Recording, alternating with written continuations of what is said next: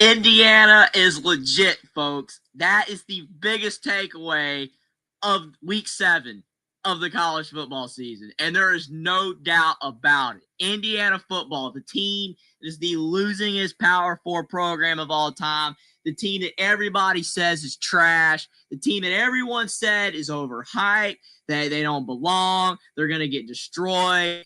IU sucks. Kurt Cignetti is a coward. Kurt Cignetti is this, that, and the other. All this kind of stuff. Indiana don't have the talent. Indiana has the weight difference. Oh, Oregon's got the crowd. Oregon's got the NIL and the money and the Phil Knight and the Dante Moore and all this sorts of stuff. Well, you know what? It didn't matter. Indiana with a win, 30-20 over Oregon for IU to get their first top 5 road win in program history.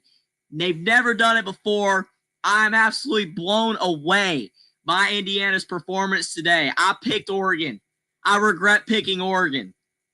I went 31-28 Oregon. I thought, hey, Indiana's going to put up one heck of a fight. They're going to show marked improvement from last season's losses to Notre Dame and Ohio State. But no, Indiana had other plans. And outside of the pick 6 that Fernando Mendoza threw, Mendoza was great. The offense was great, and Indiana's defense held Oregon to 1 rushing yard in the second half, and they had 2 picks on Dante Moore. Incredible performance by Kurt Cignetti and company. Wow. What a win. Indiana might be ranked 3rd in the nation tomorrow. Can we actually, think about that? Caden, appreciate the super chat. I'll get to it. I don't care about Indiana. How can you not care about Indiana? That's your opinion. I don't care whether you do or not. But you can't deny that that was a heck of a performance. You guys didn't even win in Autzen last year. Indiana, I picked Oregon. I'm one of the biggest Indiana backers on the planet, and I picked Oregon. Indiana went to Autzen and beat them, dominated them. Should have won by 3 scores. So, yeah, Indiana, incredible performance. I already talked about Alabama earlier, Steven. I talked about him earlier.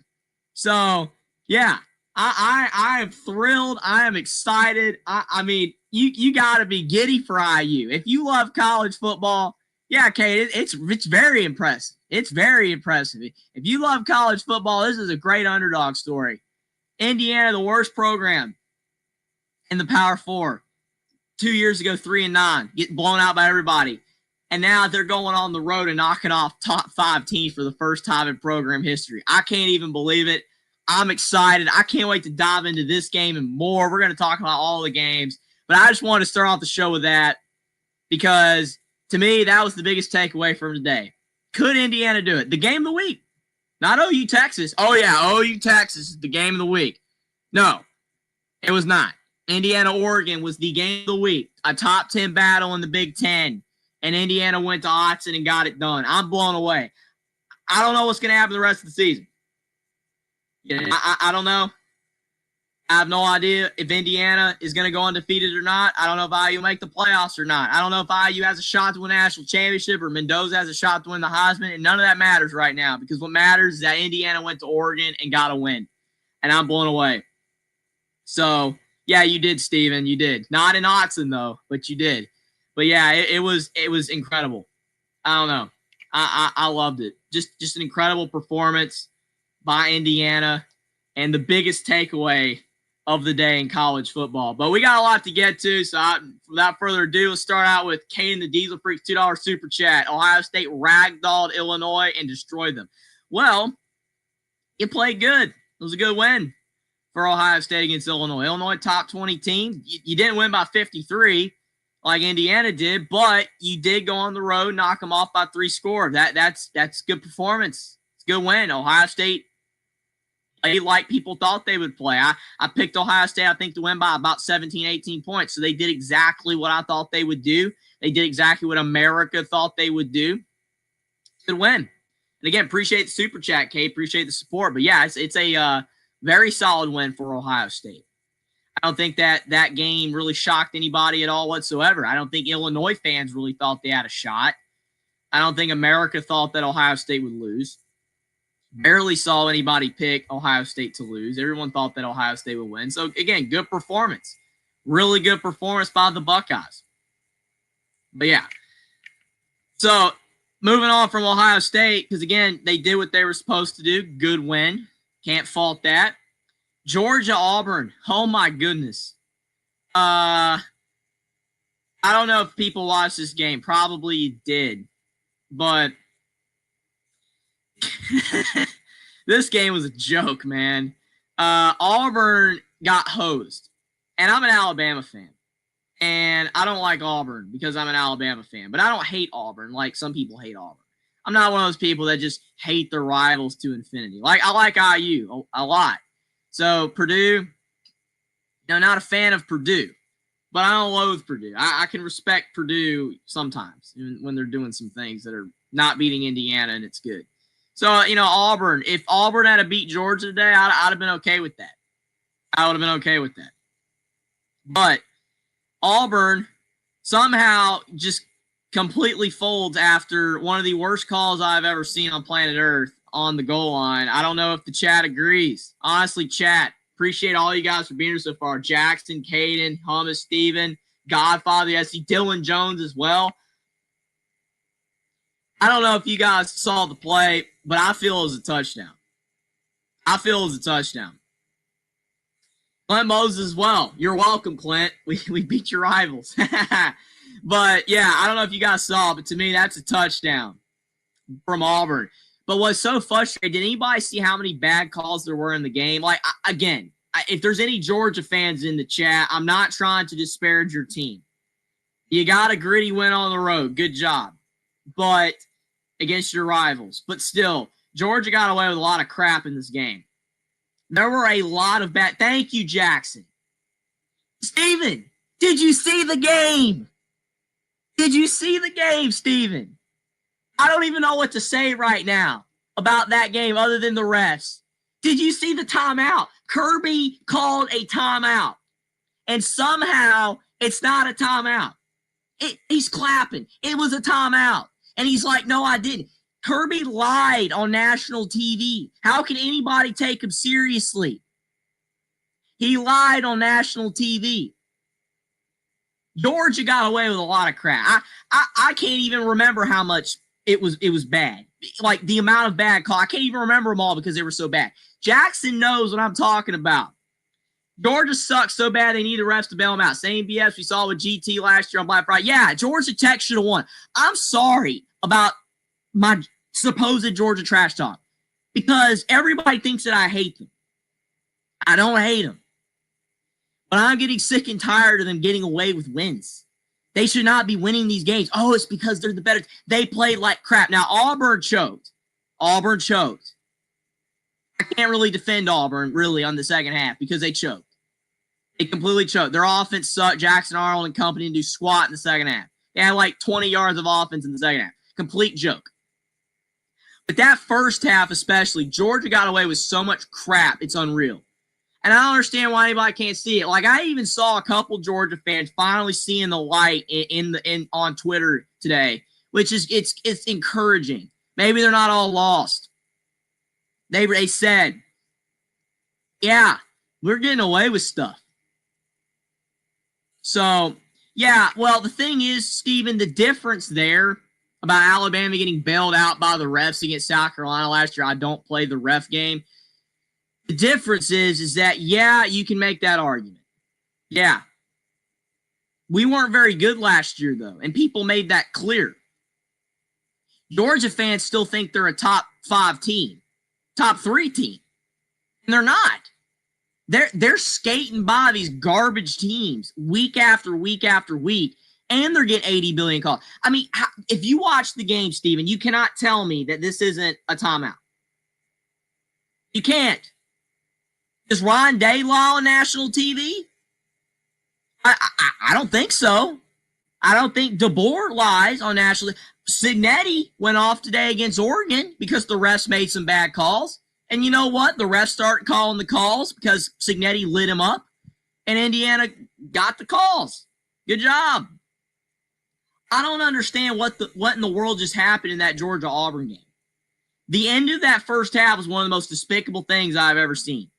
The amount of times that they blew the plays dead to give Georgia more time to look at stuff. Yeah, well, you should, because that was crap. I mean, again, I'm not an Ohio State fan at all. You know that. But the thing is, you got screwed in that game. Marvin Harrison got targeted. It was ridiculous.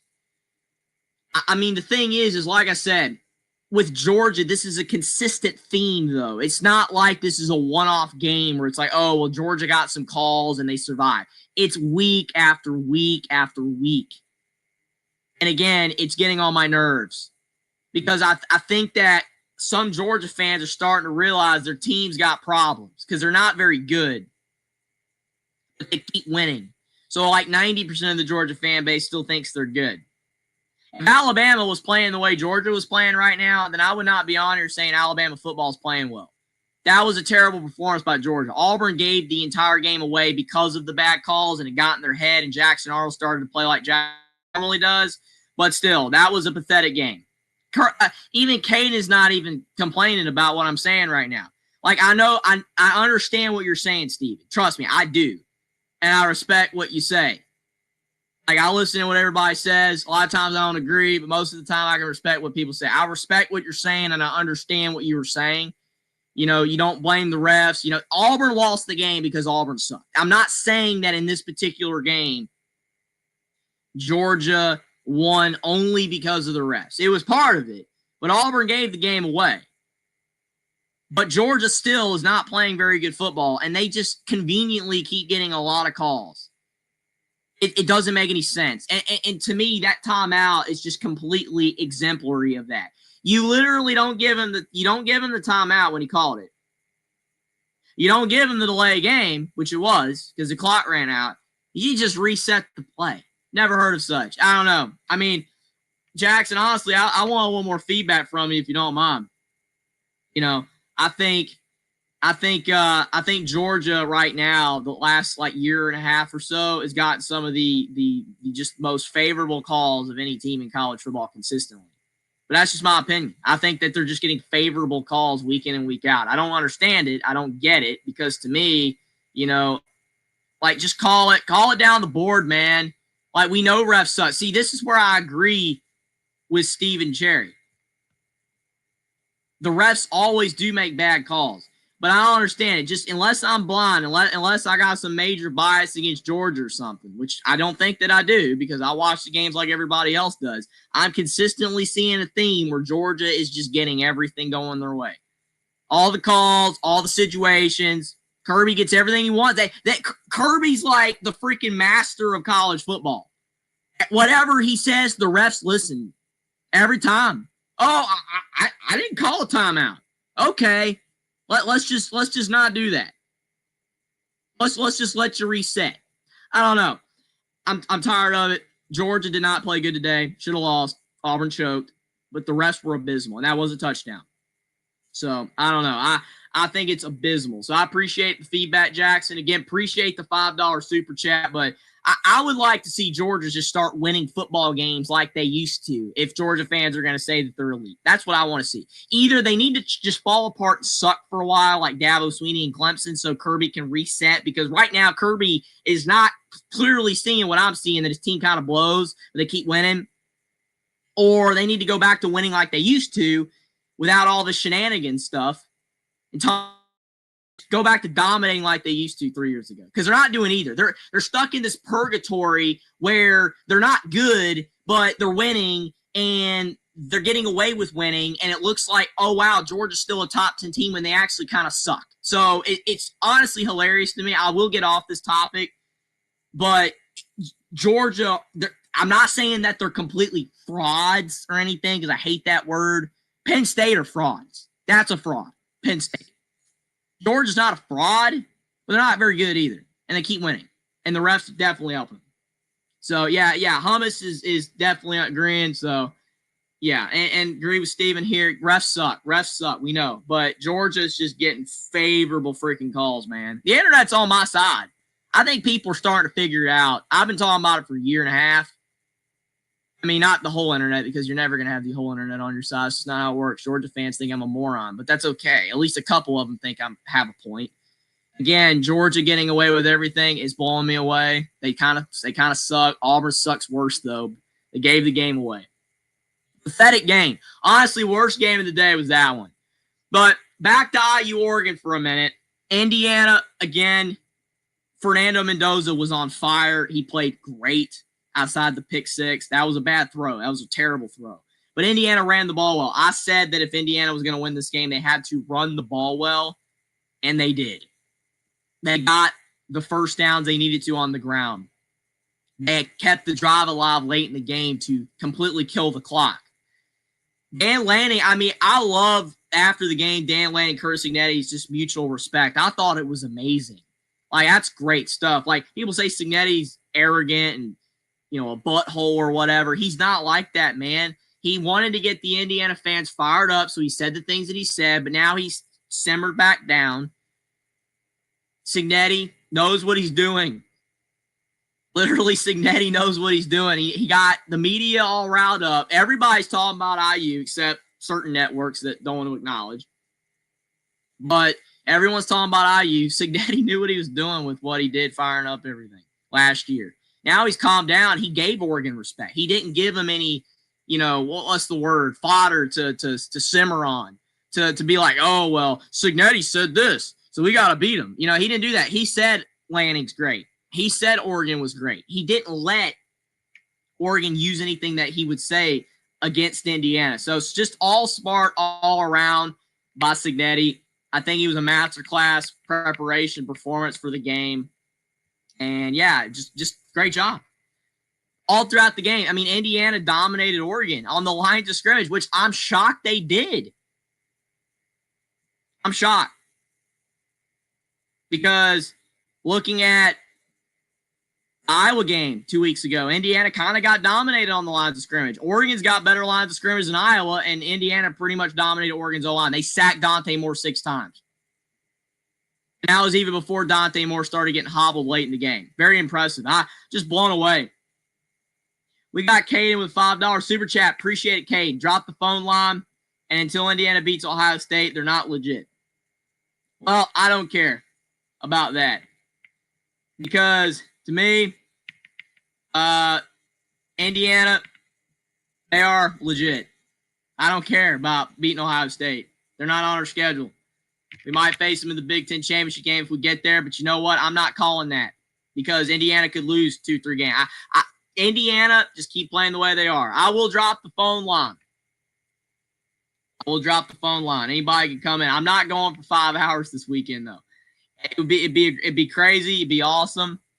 To go till 5 a.m. again, but I can't do that. So I am going to get off earlier, but I will bring on the phone line. I'm not going to have 4-hour conversations this time, but Caden contributing to the channel. We appreciate Caden. We'll let him on and see how he says that Indiana's trash, and we'll bring Jackson on as well. Appreciate Jackson. How you doing tonight, gents? Relaxing on a Saturday evening. What are you two doing? Reveling in a great week of college football. Just an amazing week. Yeah, I'm not tonight, good buddy, Caden. I'm not even celebrating Jackson because this week was just what I said it was going to be. Another week, another opponent. I'm not surprised. So you're not surprised that Indiana beat Oregon? No. Okay. Cool. No, because I knew Kurt Cignetti would pull something like this, and he would ask the team to do something like that. But, like I said earlier, until Indiana beats Ohio State, they are not legit. It doesn't matter, though. It really doesn't matter. That is your opinion. Okay? That is your opinion. We beat Georgia this year, and you still don't think we're legit. Alabama, I'm talking about. So it doesn't matter. That is an opinion. That is your opinion. A lot of stuff I say is an opinion, too. That's why I'm saying to the chat, like, Georgia I don't think is very good, but that's my opinion. I still think it's pretty factual, but it's my opinion. If people don't agree, that's okay. Again, everybody has a different opinion. But your opinion is that Indiana's not legit. I don't think that anybody can legitimately say that Indiana beating a top 5 team on the road and dominating them does not make them legit. I don't know how that does not make them legit. But that's just my opinion. Ohio State owns the Big Ten. They're the undisputed national champions. Ohio So State's until got they the beat best the players champion, in the Big Ten. So, I mean, it's not shocking. You know what I'm saying? It's not shocking at all. They got the best. You should be the best team in the Big Ten. You've got the best players in the Big Ten. you know, it's not really surprising is the fact that you're on here calling Indiana like winning the Big Ten title, upsetting Ohio State. I never Blah said blah that. blah blah blah. Did I say literally? Even Steve is saying I'm saying Indiana's in the chip. I literally just said that if Indiana makes the Big Ten championship game, they will probably face Ohio State. I did not say that they would make the Big Ten championship game. I'm saying that Indiana, if they made the Big Ten championship game, they will face. Same BS. I don't care Same because BS. we're not facing y'all in the regular season, so that don't matter right now. We take it 1 week at a time. Michigan State's up next. That's a bad mindset to have to look ahead. I'm not looking ahead for that. Oh, Well, first of all, Austin, shut the hell up. oh Lord. You I'm got in to the yard, enjoy the moments, so get Caden. lost. I mean, you enjoyed a win over Illinois, and I'm enjoying wins over Missouri and Oregon today. There you go. I'm enjoying it heavily. I'm not really much enjoying this win because I knew this win was going to be, well, not surprising. Well, that's sad, Caden, that you can't enjoy wins. That's almost depressing. I mean, you're a fan of a team, but you can't enjoy their wins? I don't know. So we got no competition, Jeffrey. We have no effing competition. Then why do you watch the games then? If it's so boring, there's no competition, then why do you watch the games? Just support my boys, but I've said it before. Someone please send Texas Tech our way. Someone please send Alabama. Wait. We've got Alabama in 2 years, so you know what? I'll have something looking forward to. No, I'm great that you'll have to wait 2 long, lonely years for that to occur. Is Godfather that's sad. playing his harmonica? Like, Hey, Steven, I'm trying not to. I just think it's great. I'm really trying not to. But I mean, when it comes to Austin, Caden, that's just kind of the territory. Austin, bring your Twinkie. We'll have a party. Austin, you're on the show. Just level into Caden if you want. Let's do this. Oh, good gravy. The Twinkie eating douchebag has finally returned when I called him out for 2 months, yet he has no balls. Listen here, Caden. Caden, you can talk all the smack you want, but here's the thing. The bottom line is, Caden, get over yourself. Why do you always have to rain on people's parades? Let Jeffrey enjoy his moment. You're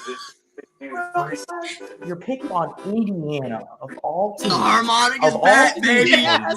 yes. I can't hear what Hold on, Austin. I can't hear one idiot because there's another idiot being an idiot yapping over here. I don't want to choose Jackson, so we might just simmer down a little bit. But hey, you're picking on Indiana of all teams. If you've got nothing better to do with your life than to pick on Jeffrey and Indiana, that's pretty sad, Caden. Why are you getting so pissed off, pardon my language, about Indiana finally beating Oregon, something that they normally would never do? Yeah. And I picked Texas, Steven. I picked Texas. So I said Oklahoma on that one, but me and Will went with Texas. We went Mateer being hurt, the hand, man. I thought Texas would get it. Jeffrey, wait a minute. I think Austin was finishing speaking after he was eating a Twinkie.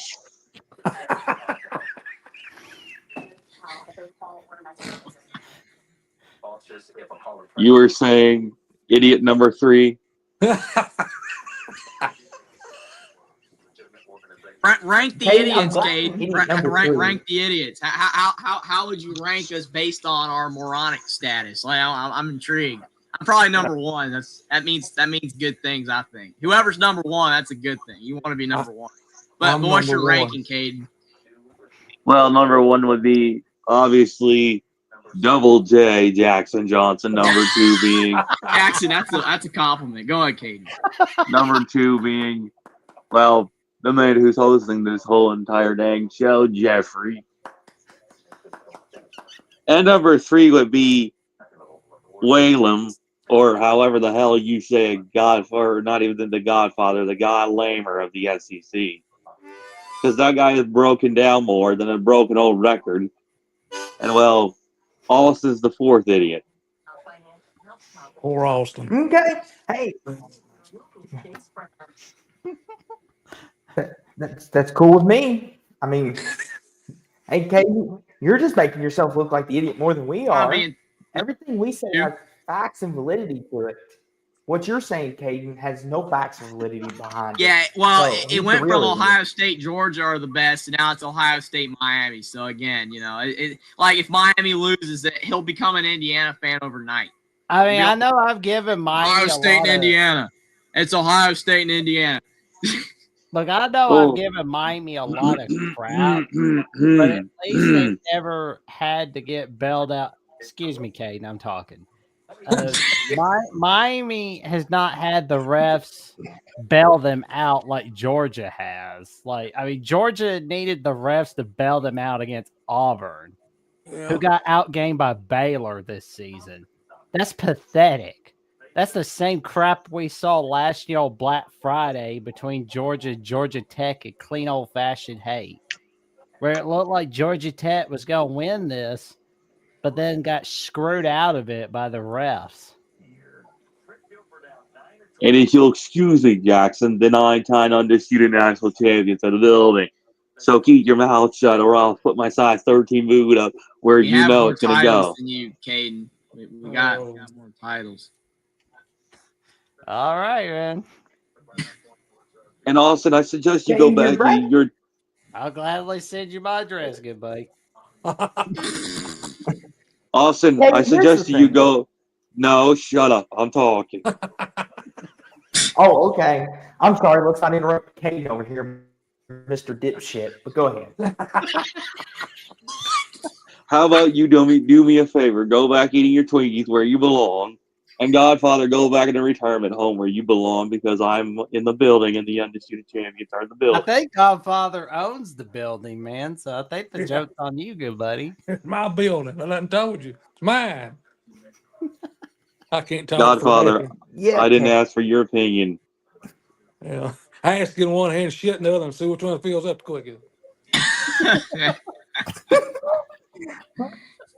Oscar saying size 13, spit that here. Oh, man. Oh, and Godfather is the dumpster fire of this program. Thank you. Thank you very much. I love compliments. Yeah, because the only thing he collects is flies. Oh my God.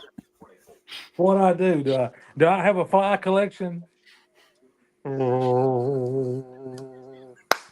got it. Son of a bitch. I got it. Sorry, excuse me. You're good, man. You're good. Let me ask you a question. Do you like coming on shows and calling people morons or not? Like, do you enjoy that? Like, you like doing that or not? Like, does it bother you so much that you actually don't like it, or do you like it? I'm intrigued to hear this answer. Jeffrey, I'll tell you that answer another day, because that'll be on another show, but you're going to have to catch that on my YouTube channel specifically if you want to hear that answer. Okay. Well, I'm just wondering, because it just seems like you don't really enjoy anything. Like I said, I mean, literally your favorite team wins by 3 scores on the road, and it doesn't do anything for you. I mean, like, that, you know what I'm saying? Like, you know what I'm saying? That's like looking at a steak dinner, and you're not excited about digging into that, man. You know what I'm saying? Like, it's just some things in life that no matter what, like, it don't matter if you're the biggest pessimist on the planet, biggest grump, like freaking the grumpy dwarf in the Snow White movie, or the grumpy Care Bear or whatever, like that, just some stereotypical grump character. Like, you got to have some moment where you're excited about something. I mean, maybe when you're sniffing the diesel fumes, maybe that does it. But I'm just wondering, like, when are you happy, Kate? Oh, and I'll tell you what's going to really make me happy is when we beat Alabama at home, and then Tuscaloosa, which that's gonna be That's really sweet. 2 long, lonely years, man. You got to find something to fill your time between now and then. And then it'll be soon national championship season, which we will win again, and we will win the Big Ten title, which I'll be satisfied.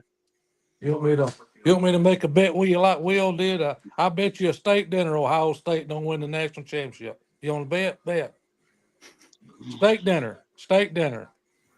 I'm as honest as the driven snow. I'll send the money to Jackson or Jeffrey, and they'll send it to you if I lose. And you're more of a liar, Let's see. Godfather, so I keep No, your mouth I'm not. shut. That's chump change for me. Make a bet. Caden, if you have any guts, if your big mouth is as wide as we think it is, guess what? You'll take Godfather's bet and you'll be a man and you'll take it. If you're that confident in your team, Caden, put your money where your mouth is, pal. Do it. But see, Kane has got to do something if they don't, right? Like Will made a bad bet. I ain't gonna lie. I'm just saying, our good buddy Will, he made a bad bet. I wouldn't have bet $500 on Notre Dame making the playoffs, but he did. I respect him. But in return, he said that Caden was gonna have to show his face on a screen. He's done that before. You would have needed to have Caden do something a little bit more crazy, right, for the bet to truly be fair. Because to me, that's not a fair bet. Like, if Godfather's going to bet that, what's Caden got to do if Ohio State doesn't win a national title? It's got to be something. It doesn't have to be much, but it has to be something. He's got to send me enough money for me to eat a steak dinner. I win. He wins. Okay. Caden, what happened? I think Caden's trying to ponder right now. He's on that Cricket Wireless again. Because you're saying I'm betting the whale and grilled a mean steak. He's left. Elvis has left the building. Oh, he's gone. I mean, he ghosted, just like Auburn's offense in the second half. Oh man, I'm sorry. I ran him off. I apologize. I'm sorry. Oh, okay, sorry, my mic wasn't working. Oh, that's rare. Going. That's a convenient excuse, but we'll see. Maybe it's true. Jeffrey, my mic wasn't working for like a second, so shut up. It was like 2 minutes. Like, what are you talking about? Caden, it sounds. I have like internet difficulties. Scared. Austin, I take it back, but Scared. I've got enough Caden, bets are on you my scared? hands anyways. Oh no, I gotta. How many people you got bets with? I gotta cook my own Let's steak. see. Let's see, my Michigan buddy, I got a bet with my Nebraska buddy, and then another Alabama douchebag who is not related to Godfather. Let's see, a USC douchebag, and I've got a lot of more douchebags. How many of those bets you gonna lose? Like all of them? Probably. One bet. Oh, you lost one, or you think you're gonna lose one? I might lose one, but that'll be to that Michigan douchebag. Okay, cool. Well, it's good to know that you're not undefeated or won't be undefeated. Don't want to get too big-headed, Caden. Last year when we lost to Oregon the first time, I literally had to wear John Deere clothes for like 2 weeks, and that was disgusting. Yeah. Jesus Christ, that was disgusting. Yeah. Make my tractor sexy. Oh Lord. No. That's why she's humming along.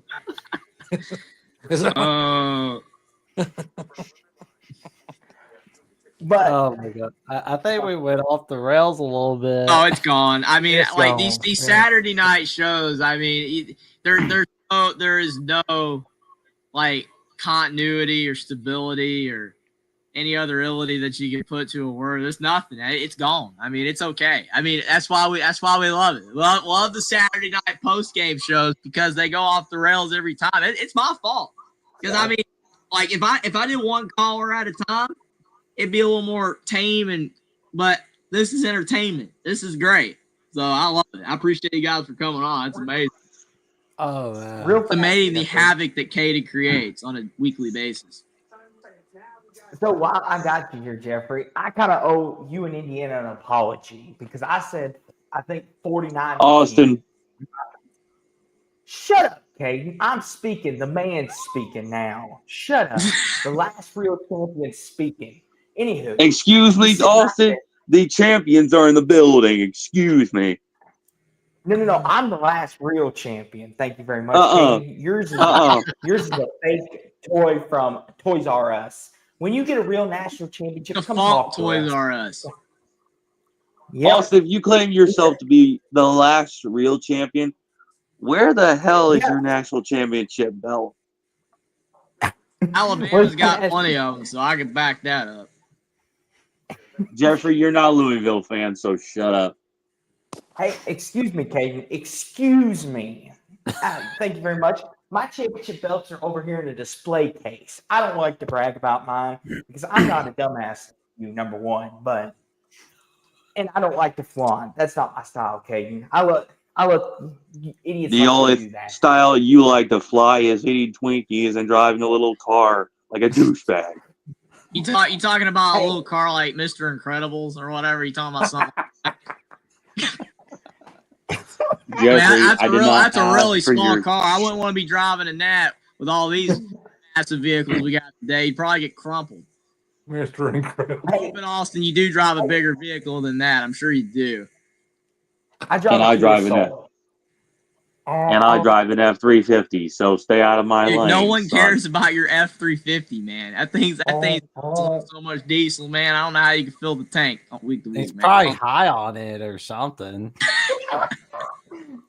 Hey, dude, people get high off anything, man. Tide Pods, freaking whatever. I don't know, man. It's insane. My thing is like being in reality is a lot more fun, man. Beating Oregon, beating Missouri. That's all I need, man. That's good enough. Yeah. Oh, and seeing Penn State, losing the Northwest, it's like, oh, it's awesome, man. James Franklin's cooked. I like the stupid ass hype we heard all season, and for Texas, even though they won today. Well, Texas isn't annoying me as much as Penn State because Texas has all their rivals now, so I'm not mad at them anymore. You just hate Penn State; they won't play Pitt. I know. You're damn right, I do. I know. I mean, it's valid, but Penn State fans don't care right now. They just care about the fact that they suck. Because Pittsburgh would beat their ass. Like we saw, probably beat them on 17. Oh man, Pittsburgh. Hey Jackson, Penn State's unrivaled. Let's not forget that they're unrivaled. They have no rivalries. My brothers think Indiana their rival.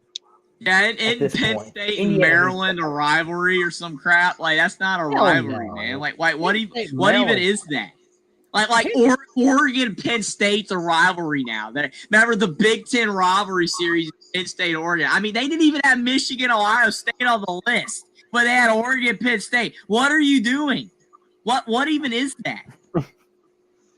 Oregon, Penn State is not a rivalry. Ohio State, Michigan, however, is a rivalry. Yes. And for once, Penn State Pitt should be a rivalry, and I do agree with Jackson for one. Yep. And two, you listen to Jackson. He's a pretty smart guy. Once you get to know him, he's gonna remember. He's dumb thing number one. I'm dumb thing number two. Oh, I apologize. I'm sorry. Dumb thing number three. Idiot. I'm saying if Jackson's dumb thing number one, that's a compliment, man. That's a major compliment. Like that should make Jackson's week. If is your birth week still going on, Jackson, or that finished? No, my birth week's been over since. Well, your birth month's still going on. We'll extend it all out, man. It's the compliment of the month. Let's go. Jesus Christ. Man, pushing Caden's buttons is too easy. Don't even have to try. Man. But it's always in good fun, of course. It is. I love it. I mean, I'm not like half the stuff we're saying is not taken seriously. Caden might, but I'm not. I think it's great. It's just hilarious. Oh man. Did Colorado storm the field today? Did I see that? Did they storm the field? Yes. No, They stormed the field, wait, Godfather. they did. Yeah, they They did, stormed the yeah. field by Yes, they beating did. the Was there 22nd ranked team. was there a blonde hair woman or like a brunette hair woman crying tears of joy at the end of the game or no? I just I barely don't saw it on know. Probably. halftime report. Why did they storm the field for anyway? It didn't make any sense to me. Iowa State, how much were they favored by? Like 6? 2.5. 6.5. They were Two? favored by Colorado was the favorite of that 6 game. and a half. Well, whatever it wasn't a lot.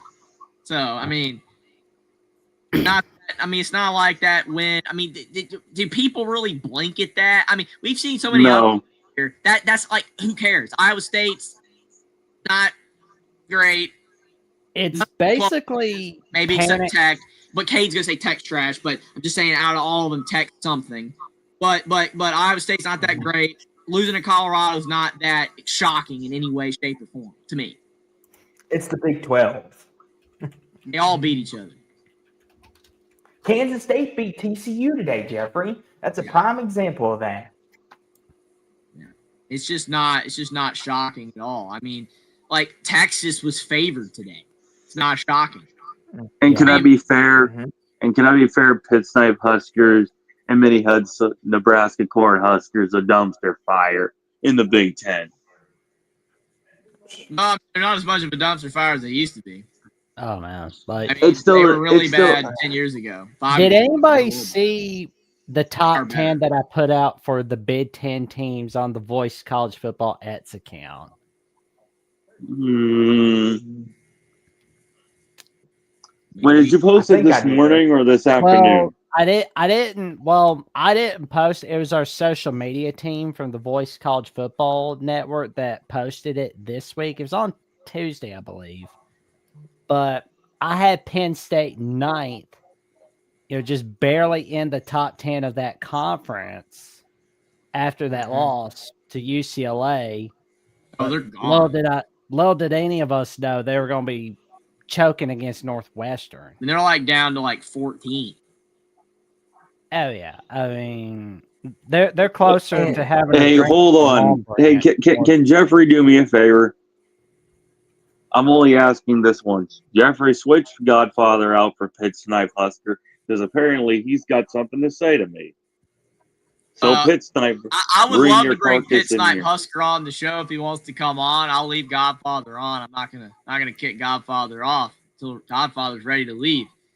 But I will say, when it comes to Pitt Snipe Husker, the last couple times he's tried to come on the show, his audio has not worked. So it'd be a one-sided conversation if we bring him on. But I'd love to have him on. But it's just his audio is not work, which I know you're going to say it's that crappy Nebraska internet and all, and the Alabama internet, Kentucky internet. That's why Nebraska is a crappy state, because their college team is a crappy team, and their internet's crappy. Nebraska's top 10 in winning in college football. Like they were amazing, but now they aren't good.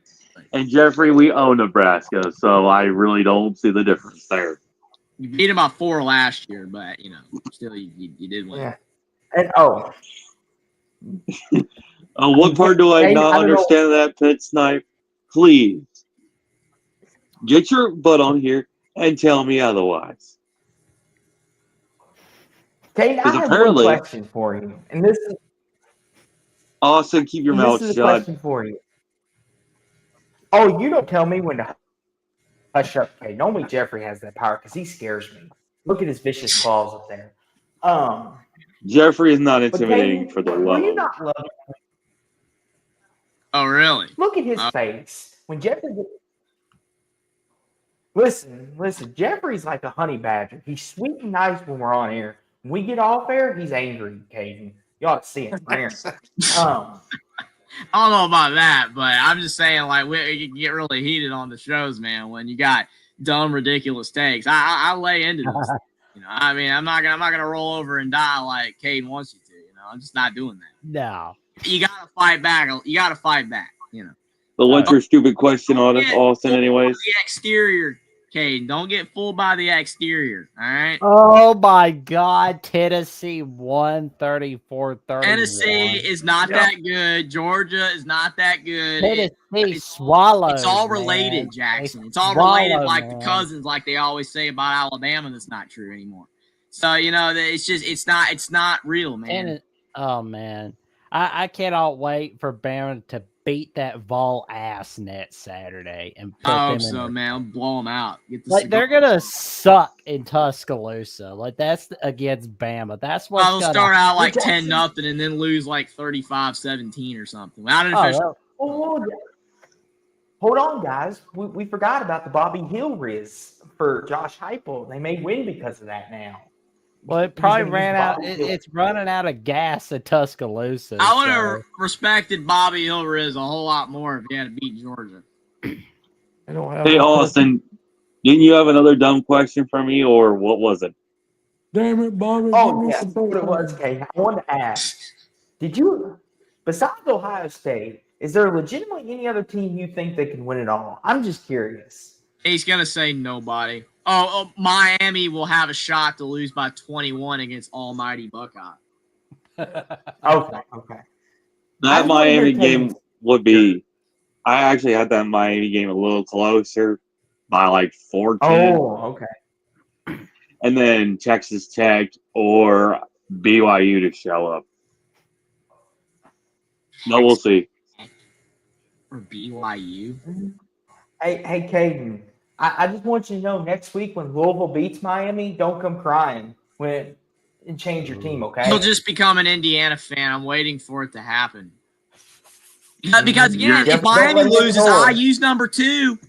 I use number 2. Caden only roots for the top 2 teams in college football. That's why he ditched Georgia. See, it's not about Georgia anymore. What happened to Georgia? Oh, it was Buckeye and Bulldog. Well, Bulldogs died. Bulldogs finished. So he went over to Miami. When the U falls apart, it'll be IU. So, it's just the way that it is, man. I've cracked the code. Caden only likes the top 2 teams in the sport. Hey, Ohio Jeffrey, State goes 6-6 one year, he won't be a fan anymore. I mean, Here's the thing, Jeffrey. Kane's the type of guy, if they lose in the national championship game, we won't hear from him for months. No Pete, no how. Alabama losing the national Dude, he championship. literally said like he was gonna disappear for like half a year, and then he came back after like 5 days. He couldn't stay away. He came running for more, man. That's he why can't help we get himself. a He's big glutton laugh, for man. punishment.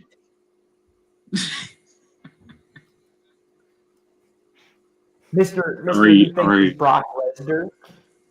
Well, Caden, I'll see your Yeah, Brock Caden Lesnar. is Brock Lesnar, Chad. If you didn't know that, Caden is Brock Lesnar. So if he shows his face, which he has before on Alabama Voice of College Football, but if he shows his face right now and you see him, you will see Brock Lesnar. Hold on, guys. I got something to counter his Brock Lesnar. Hold on. Let me go get it. Uh-oh. Oh, Jeffrey, Man, the only reason Arizona I State come is trash. Oh my goodness. well, of course they are. Jeff Sims is their QB at the Jeff moment. Sims is one of the worst quarterbacks ever, dude. I mean, that's not even hyperbole. Those Nebraska games, man, before he got pulled were a joke. He sucked at Georgia Tech. I remember when he was at Georgia Tech, man, when Jeff Collins was still there, people were saying that Jeff Sims is hype. It reminds me of Cal as hype. Like, literally, Jeff Sims, they said, had the potential to be good. I mean, literally, Arizona State Huskers for Jeff Sims is that. Again, Jeff Sims might be a cool dude if you meet him. I don't know. Never met him. I'm not trashing him personally, but his football is bad. He's just not. Sims is at Arizona State. He's at Arizona State. Hey, if Austin you'll back. be my Brock Lesnar, hey, Caden, if you be my Brock Lesnar, I'll be your John Cena, bitch. You can't see me. Oh, Oh, no. And the lights are on now, Oh Caden. no. We're starting to Champ is borderline on here. that PG-13, folks. It's 12:20 a.m. It's getting ugly. Shots have been fired. Yeah, shots have And been just like fired. y'all Children, said, if you are staying up late watching this stream behind your parents' back, well, let's just say this is why you don't step at midnight on Yeah, Sunday. kids, go to sleep. The games are over. The games that matter anyway. And wake up on Sunday, watch some wholesome NFL football. So again, don't watch this show. I would love for everybody to watch the show. I keep it PG rated. I do, but you never know what's gonna happen when we got other people coming on the show. It could get ugly fast. So, and again, I got the power. I can call you guys out right now, but unless it crosses the line, proceed. Okay. And hey, Caden, you can throw anything you want at me. Just like John Cena, I'll keep coming back because you won't keep me down, son. So you can't see me. The last time I recall about my buddy from another mother beating your hero, that was 16 German suplexes and 2 F5s. So I don't And need to guess recall what, the last Caden? time he got whooped. What is a L5? What is And a guess what, L5? I'm a young child, but I watch. Oh man, I don't know. That might be comment of the night. I don't know. I'm a young child. Get off here. Get all the kids off here. All the kids. Oh Get out of man, here. hide the women and children except Rough Rider. He can handle. He's a L5. Hey, What the Caden. hell? What the hell's a L5? Hey, I guess thought that was a what, tornado. Caden? Oh God, now I sound like Muttley. Yeah. That dude from the Really Rottens, man. Hey, guess what, Caden? Oh, I was He did wondering take who a was beating. doing that. I didn't know if it was Austin or Jackson, but yeah, Jackson. He's joined. It the was Really- Jackson. Anyways, what, Austin, Caden? the moron was going to finish. Go for it. I'm listening. No, you go first, you moron. Okay. Well, just Oh, like wow. John Cena, he got back up and got back on the horse. So, Caden, guess what? You can't keep him down. Brock Lesnar won't keep him down. Good buddy, old Powell friend. We rise above hate. We persevere. We never give up around here. Buddy, old Powell friend. You test our resolve, we'll get right back up and throw it right back at you, Caden. And just in case you don't know what resolve is, Caden, it's the will to go on when you know you can't anymore. Unlike you, Caden, I've had great loss in my life, and I'm still here. You ain't taking me nowhere, son. Listen, Austin, There's a lot of words that I'm not sure Caden knows, but I would like Jeffrey, to know what resolve means. I would like to think. I'm pretty sure. Jeffrey, I'll say this to you, buddy. I'll show up whenever the hell I want and when I want, and I'll throw anybody around I want. And as far as I'm thrown concerned, around right now, but I mean, I could be blind. I'm not seeing anyone getting thrown around. Again, it's kind of hard to actually do that behind a screen. That's why people feel so obligated to talk so much smack and chat and on social media because nobody's in front of them. If you said that in front of somebody, you're probably getting your butt kicked.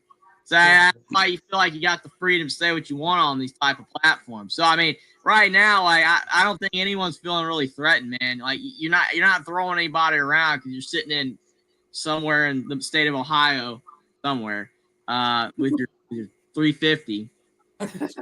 I mean, yeah, it's like no one's feeling threatened, man. when I say throwing somebody around, and that means what I got to say online. If I got something to say online, and I'll say this, and I'll call you out on the internet for it, whether or not you like it or not. And if I got something to say on Twitter regarding The Godfather, I'll say The Godfather is nothing but a trash heap, old hound of an SOB. Austin's nothing more than a douchebag Twinkie-eating varmint. Jackson's nothing more than a southern laughing clown of a moron. And Jeffrey Well is nothing but a two-faced moron. So yeah, literally mine is the least bad. So I mean, I guess I'll move down Caden's hip. I'm the laughing clown. Yeah, I'm just two-faced somehow. I forgot. Yeah, that's okay. That's okay. I mean, that's like 98% of the internet, but that's okay. Yeah, Rough Rider. Hayden is a charmer. He charms people so much they run away from him, or that's at least what he told us a few shows ago. That they can't handle him. That's all we know about. That's all we know about Caden Rough Rider. He definitely is a charmer. So much so that people run away from him. Isn't that what you said, Caden? Quote unquote. Caden don't act this way when he's on Mark Rogers' show and in the ladies' show on Sunday night. You don't act this way, Caden. Not on the Michigan show. I guess we're not good looking enough, Godfather, than for us. his face. I guess we're not. Yeah, that's what it is. We're not good enough for his respect. Hey, that's okay. You know what they say? The best respect is when you earn it. Well, I don't want Caden's respect. Well, spoiler alert, somebody decided to give me a text about something tomorrow morning. And so I am going to get on out of here because there is a woman texting me about tomorrow afternoon. So I will catch you dudes back what I'm later. saying? And then we're going to get the update next Thursday that she couldn't handle him or something. I know.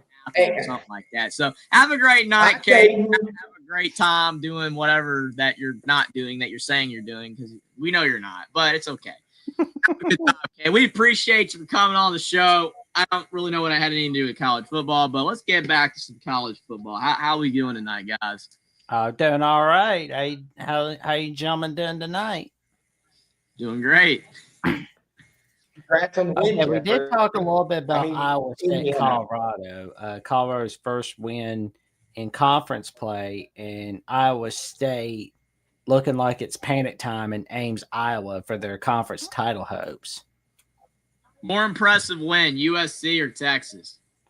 I'm gonna say USC because honestly, it's panic time in LA.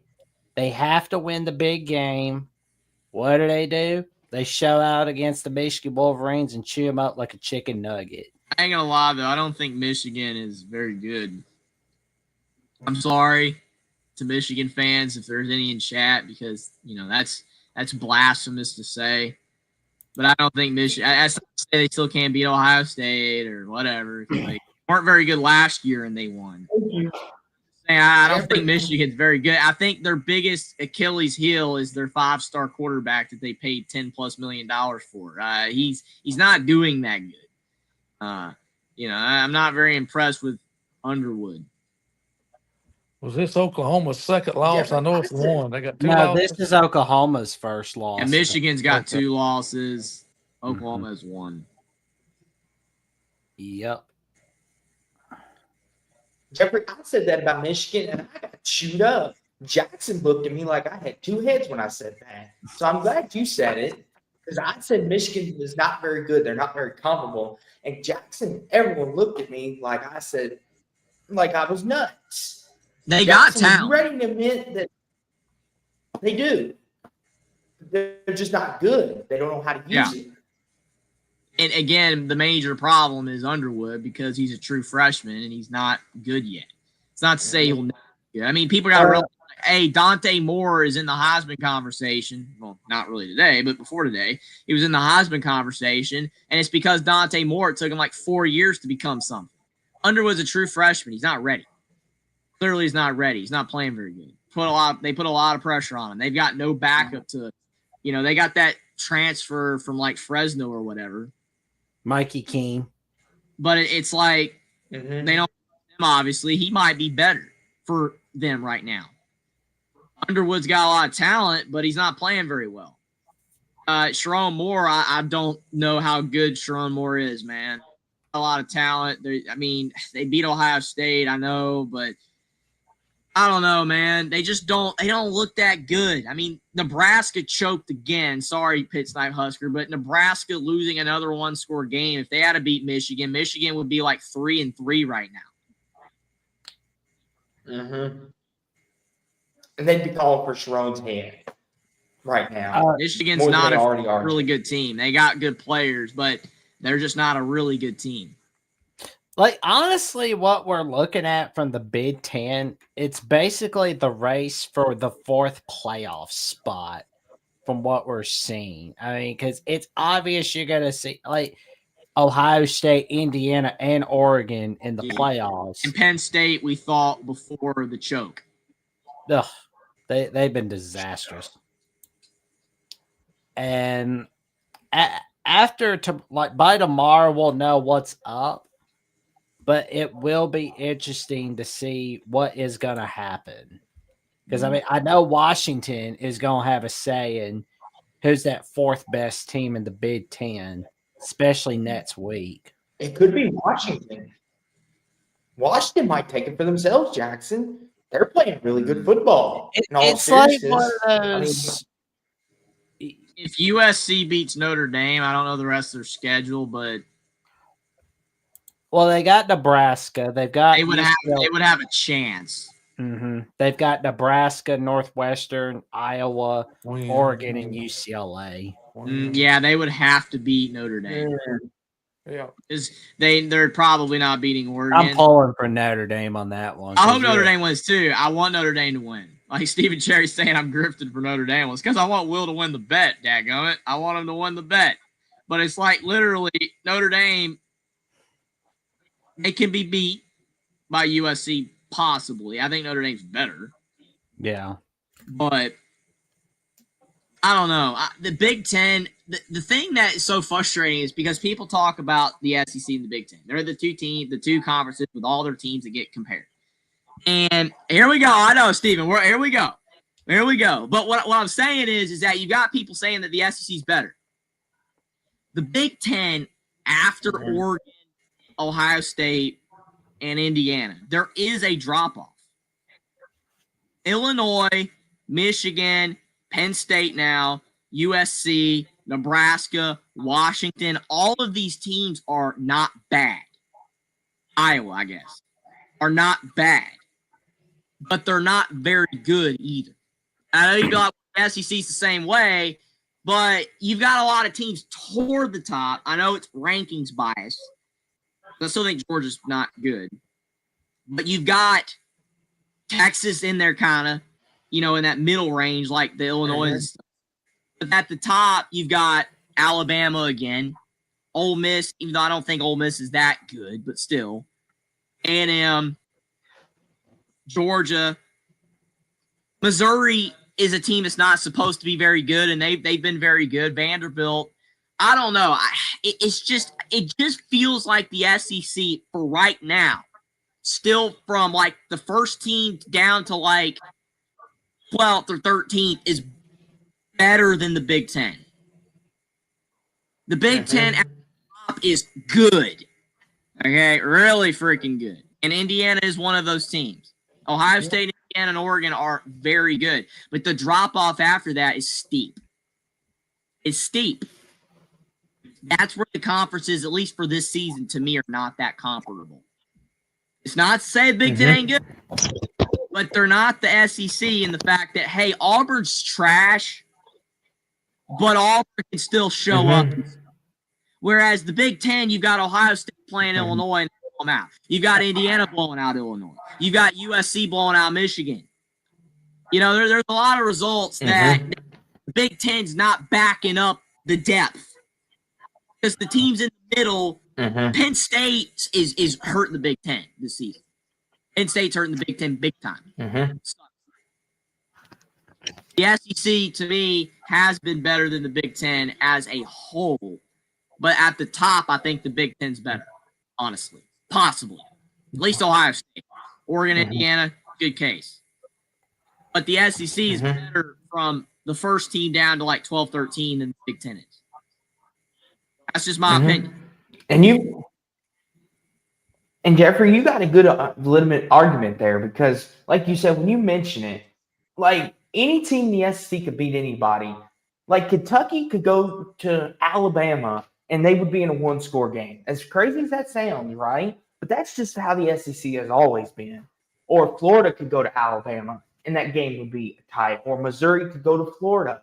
Whereas in the Big Ten, we all know, if Purdue goes to Ohio State, it's going to be a 66 probably nothing clunker. It's ugly.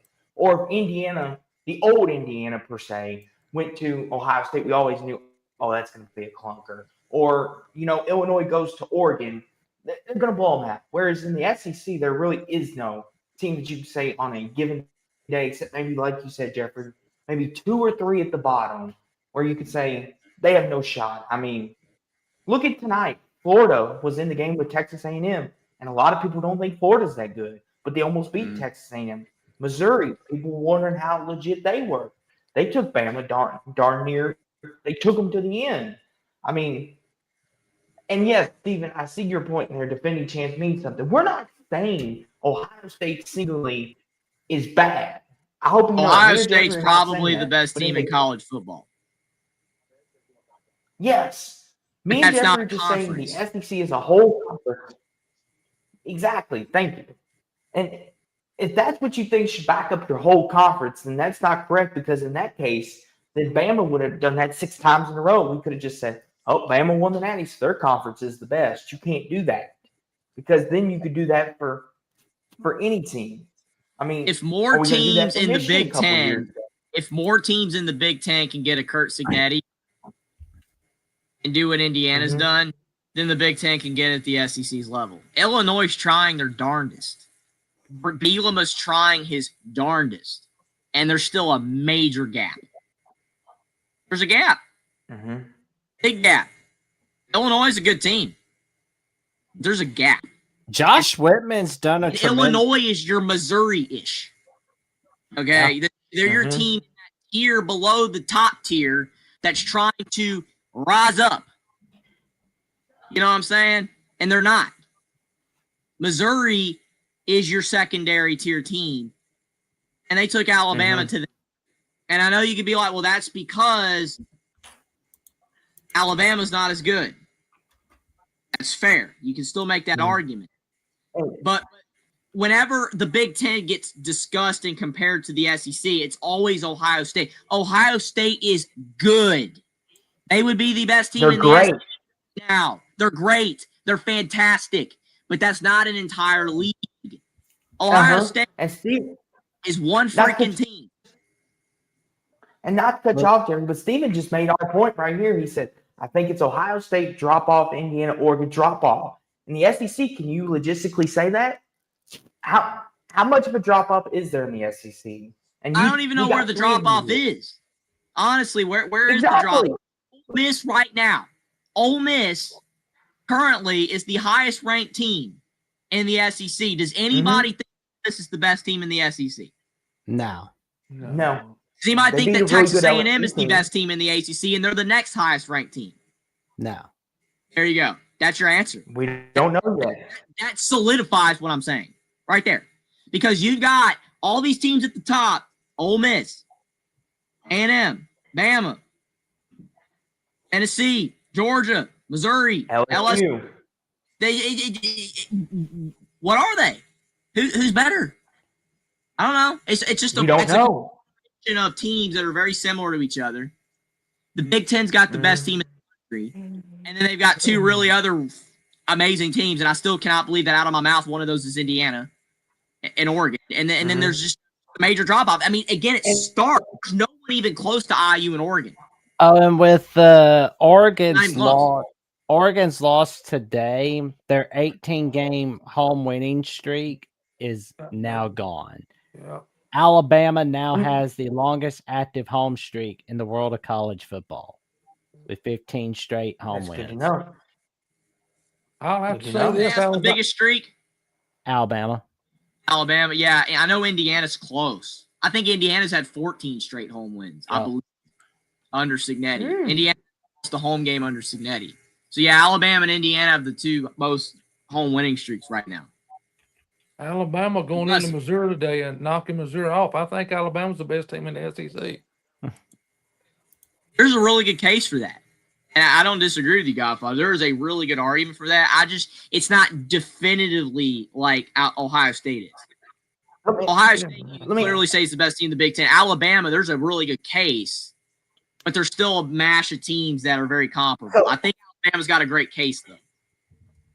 Let me ask you all something. Godfather, Jackson, Jeffrey, If we take the Big Ten's best win and put it against the SEC's best win, who do you think has the better win? So let's say Georgia's probably the best win, right? For Bama, Yes. and then Texas, right? Who would you say is the better win right now, respectively? Probably Georgia, right? Alabama's has knocked off 3 ranked teams in a row. Yep. Yeah. And Is it- we'll knock off another ranked team again next week. There's nobody else in the SEC that's done that. Am I right or wrong? You're right.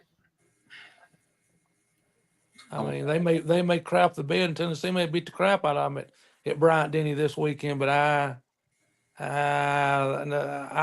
probably win the lottery before that happens. I just don't think it'll happen.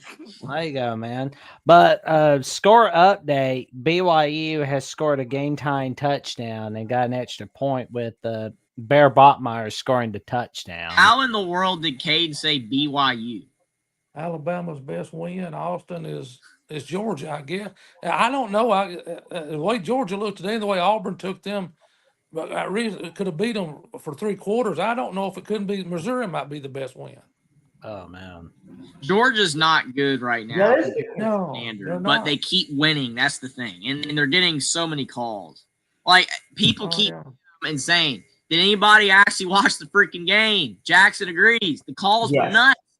The calls, like literally, Georgia got everything in that game. Especially the replay review where it looked like an Auburn touchdown, but it was called a touchdown. The Yep. timeout thing irritates me almost more. Kirby lied on national TV. Oh yeah, he's. I mean, the referees can't see that the nose the ball broke the plane before it was fumbled out. That was a touchdown. They ripped Auburn one. I agree there, and Kirby. And Auburn got screwed against my Oklahoma too. I'm seeing what Kirby's pulling on Ets. I don't even want to say it, honestly. Oh, he's jumping on onto the medical table at Jordan Harris State, riling up the Georgia fans. Like, oh my god! Like, you're a grown ass man. Dude, it ain't like you won 63 to freaking 10. I mean, that's fine if you're jumping on top of something to rile up the fans, but on top of a medical table, come on, man! Like, dude, Kirby Smart knows his team played like crap. Yeah, that was horrible. And he got away. I mean, again, I just don't understand why bro's like, I clapped. No, you didn't. You called timeout. Like literally, and then just reset it for him. Why did they keep resetting it for Georgia where they could get timeouts and then call plays and stuff? And every time, oh yeah, we're gonna review to see if guys actually inbounds or not. Oh, it was a targeting call on Auburn. Why? In college basketball, you're not able to review stuff like that. But in college football, we're able to look at something else that we're not actually looking at and then look at the targeting instead. But then Georgia targets Auburn, nothing. Yeah. And the game was just bogus. Like, I can't wait. Auburn fan, but Georgia just completely got glazed. I hope to God Indiana plays Georgia because those Hoosiers are going to beat Steven's right. They are talented and deep. Georgia is. They got talent. Yeah. But that's same thing with Ohio State. They're supposed to win. They're supposed to do what they did against Illinois. That's why Caden's like not happy. He's not happy with the win because it's like, oh, well, we were supposed to win. We should have beat him by 50. Yeah, Georgia is talented and deep, and they got 5 stars that commit crimes and felonies every year. Yeah, good players. But the thing is the product on the field looks like crap, and they keep winning. Because, every freaking call. You don't see me complaining about guys. Yeah, Ohio State had one call that they got favorable against Washington. It was 1. Georgia got about 100. So it's not the same. Well, Their here's the thing too. quarterback stinks.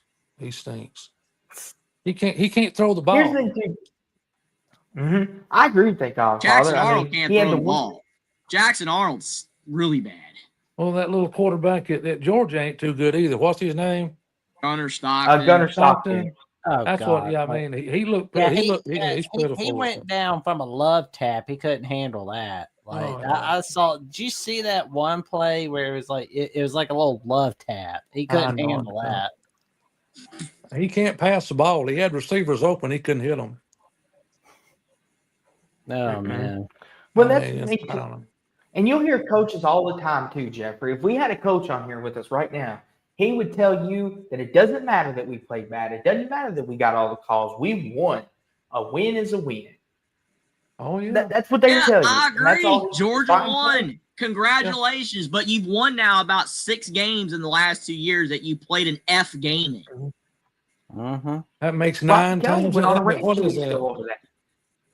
What is that? Don't that make Georgia beat? I think Georgia's beat Auburn nine times in a row. Yeah.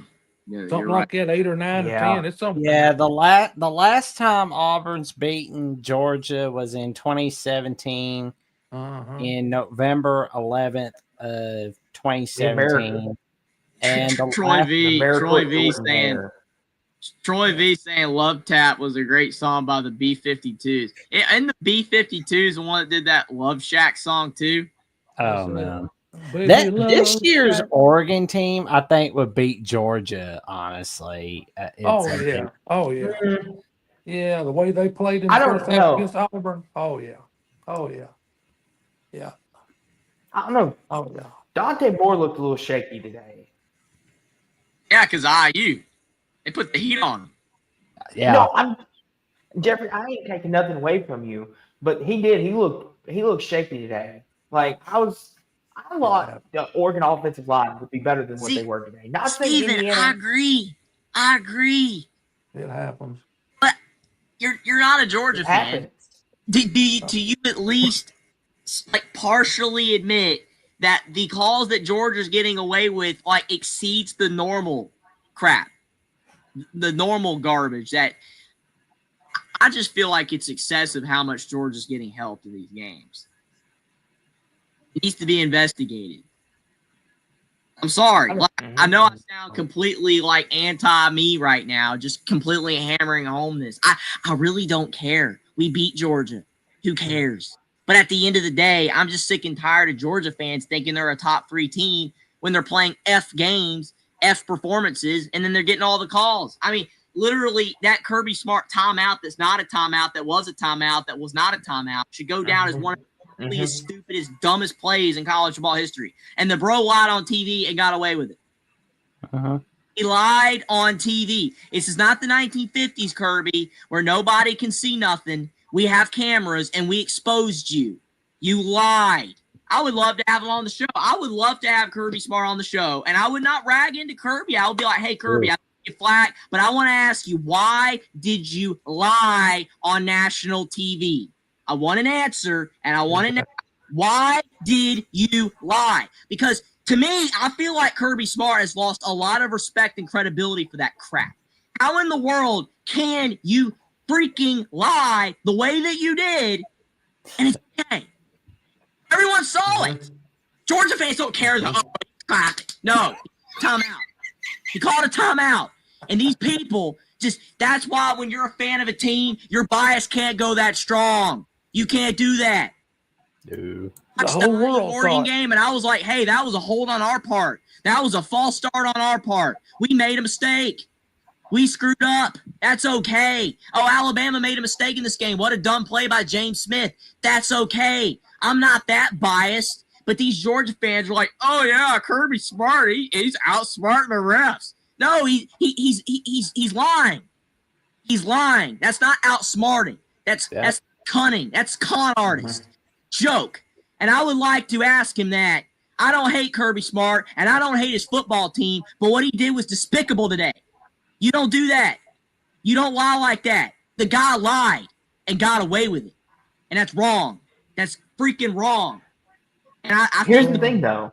It's a joke. I'm sorry that I feel this way, but I'm not going to let it go until I get a freaking answer.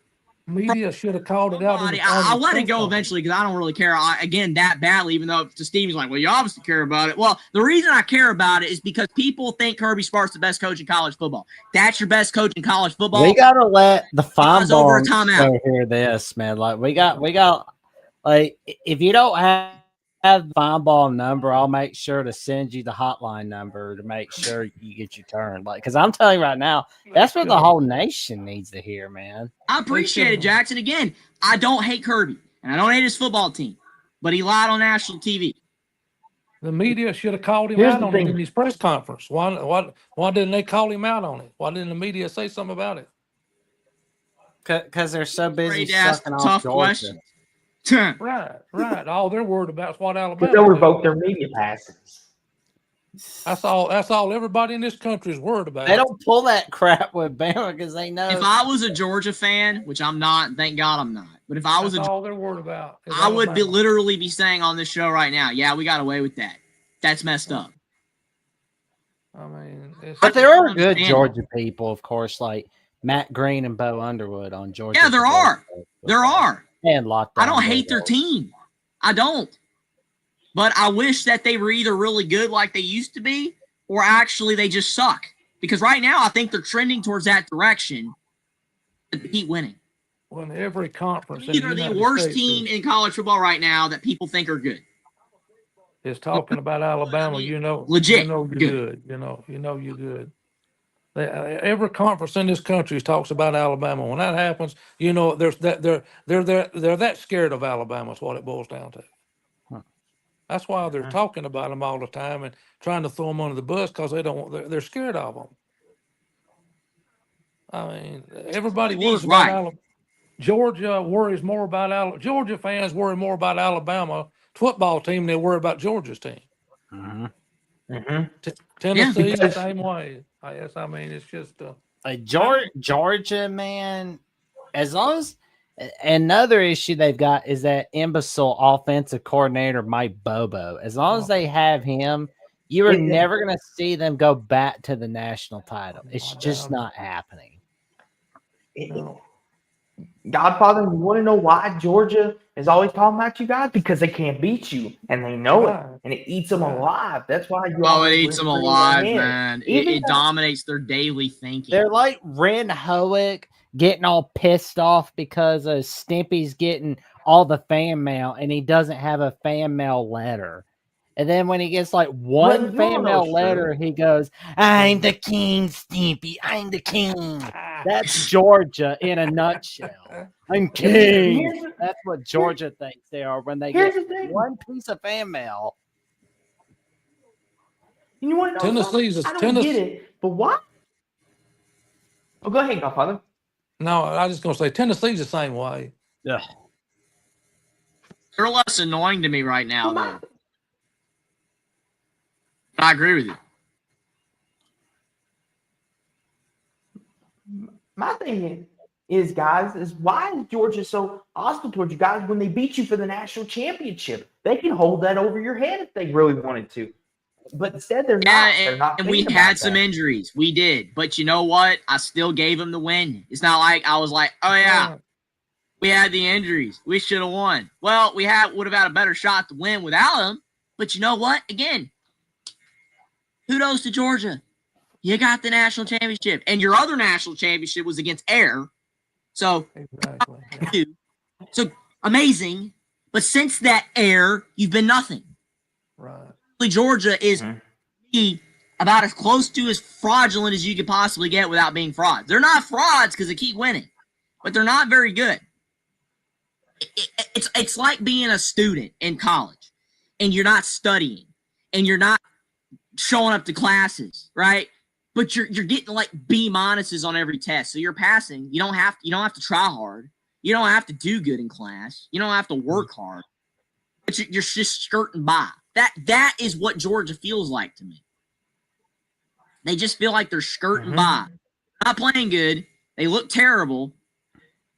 But no matter what, they just keep barely winning against crap teams. It's insane. And people are going to be like, well, this is a rivalry game. It's supposed to be. Did anybody think Georgia play good today? No. No. Oh, they look pitiful. And if you take away all the bad calls, maybe Georgia they would. was hell.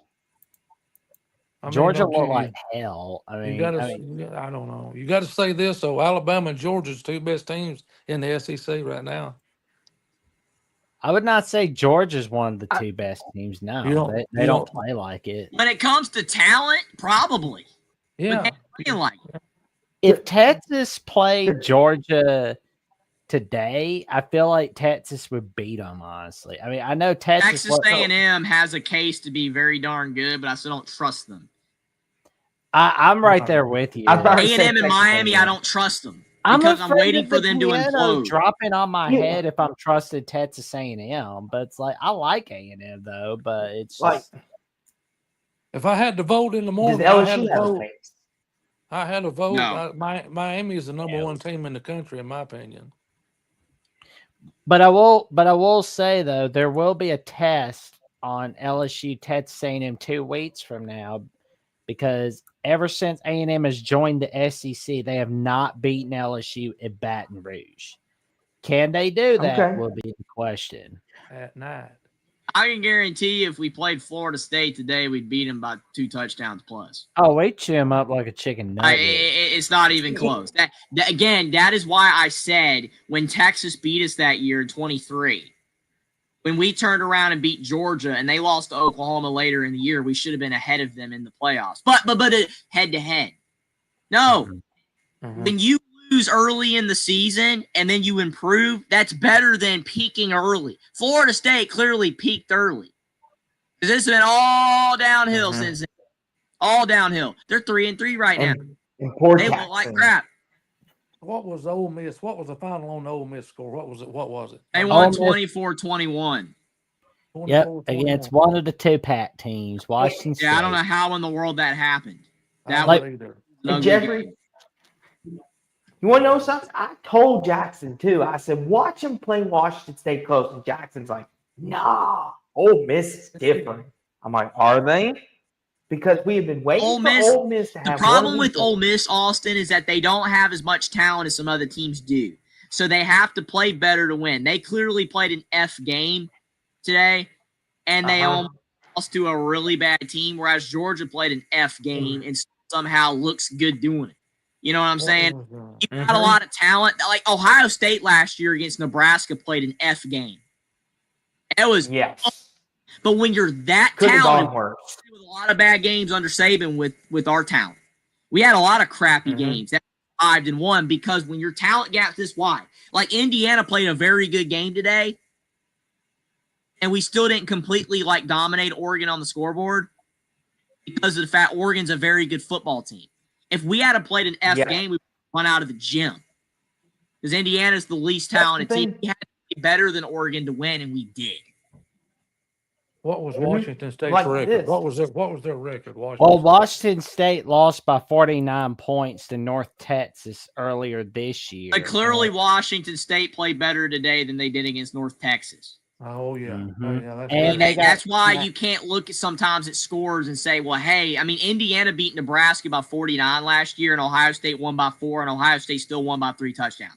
That to me, the transfer thing doesn't really matter. Yeah, Washington State's not a good football team, but clearly they played better today than they did against North Texas. Well, and you know, to your point, you know, everybody. Well, schools like Washington State are definitely going to bring their A game against schools like Ole Miss than they are against like North Texas, because I mean, who's going to bring their A game against North Texas? Nobody. You know, do you think that Jerry Neuheisel is Prince Charming, or is he that prince from Shrek? So Washington State. Well, he's not a douchebag like that prince from Shrek. So he's Prince Charming. He's legit. Yeah. So how many losses does Washington State have? 2 or 3? 3. Okay, 3. Yeah, Washington State's 3-3 as of today. And man. Ole Miss, something tells me they're going to bring their A game next Saturday against Georgia. Well, that's Rick Neuheisel's boy anyway. It took that job over. Rick played football there. Yep. I remember. Y'all not old enough to remember that, but I do. I am. That was why Rick Neuheisel took the job at UCLA in 2008. Although it didn't pan out very well. Yeah, he's on CBS. Right. Yeah, he's getting that CBS money. He's getting that hot tub and cigars these days. He was a pretty good football player. He played quarterback. He's a pretty good football player. That's true. He was. Go back and look at I some didn't of the know tapes. that. It's pretty good. Yeah, oh yeah. Yep. Yeah. If you watch some of the games on That's YouTube, actually he great. looked good. I'll have to do that, Godfather. I didn't know he was a quarterback. I knew he played the sport. I just didn't know he played quarterback. So Good do note. you guys think Jerry Neuheisel it's a shot in the bottle, like lightning in the bottle, shot in the dark? It's like slim success. It's gonna fade out, or do you think that this is legit? That he's actually like completely turned UCLA around and they're suddenly like good? Well, I mean, the players seem to be more motivated with him than they have been under Deshaun Foster. Oh, that's clear. I mean, obviously the players wanted Deshaun Foster fired because they played like crap under him. Exactly. I'm not saying that that's what happened. You don't ever want to assume, but man, they had no life.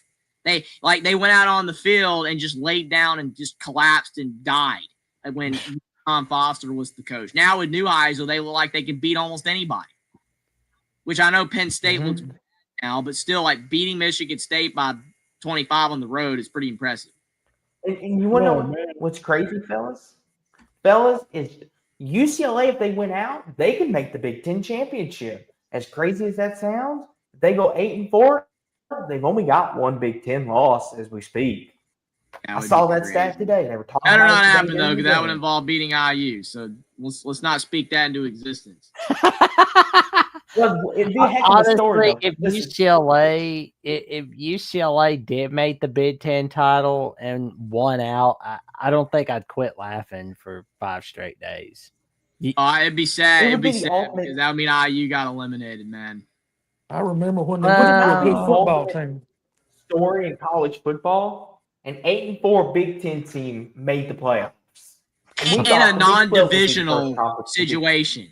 Because obviously Purdue and Iowa and all those other Wisconsin have made the Big There Ten. would be a whole South Park. That was the West. This is normal, regular Big Ten. So Oh man, if that Mhm. happened, there would need to be a South Park episode on that. You know, just Yeah.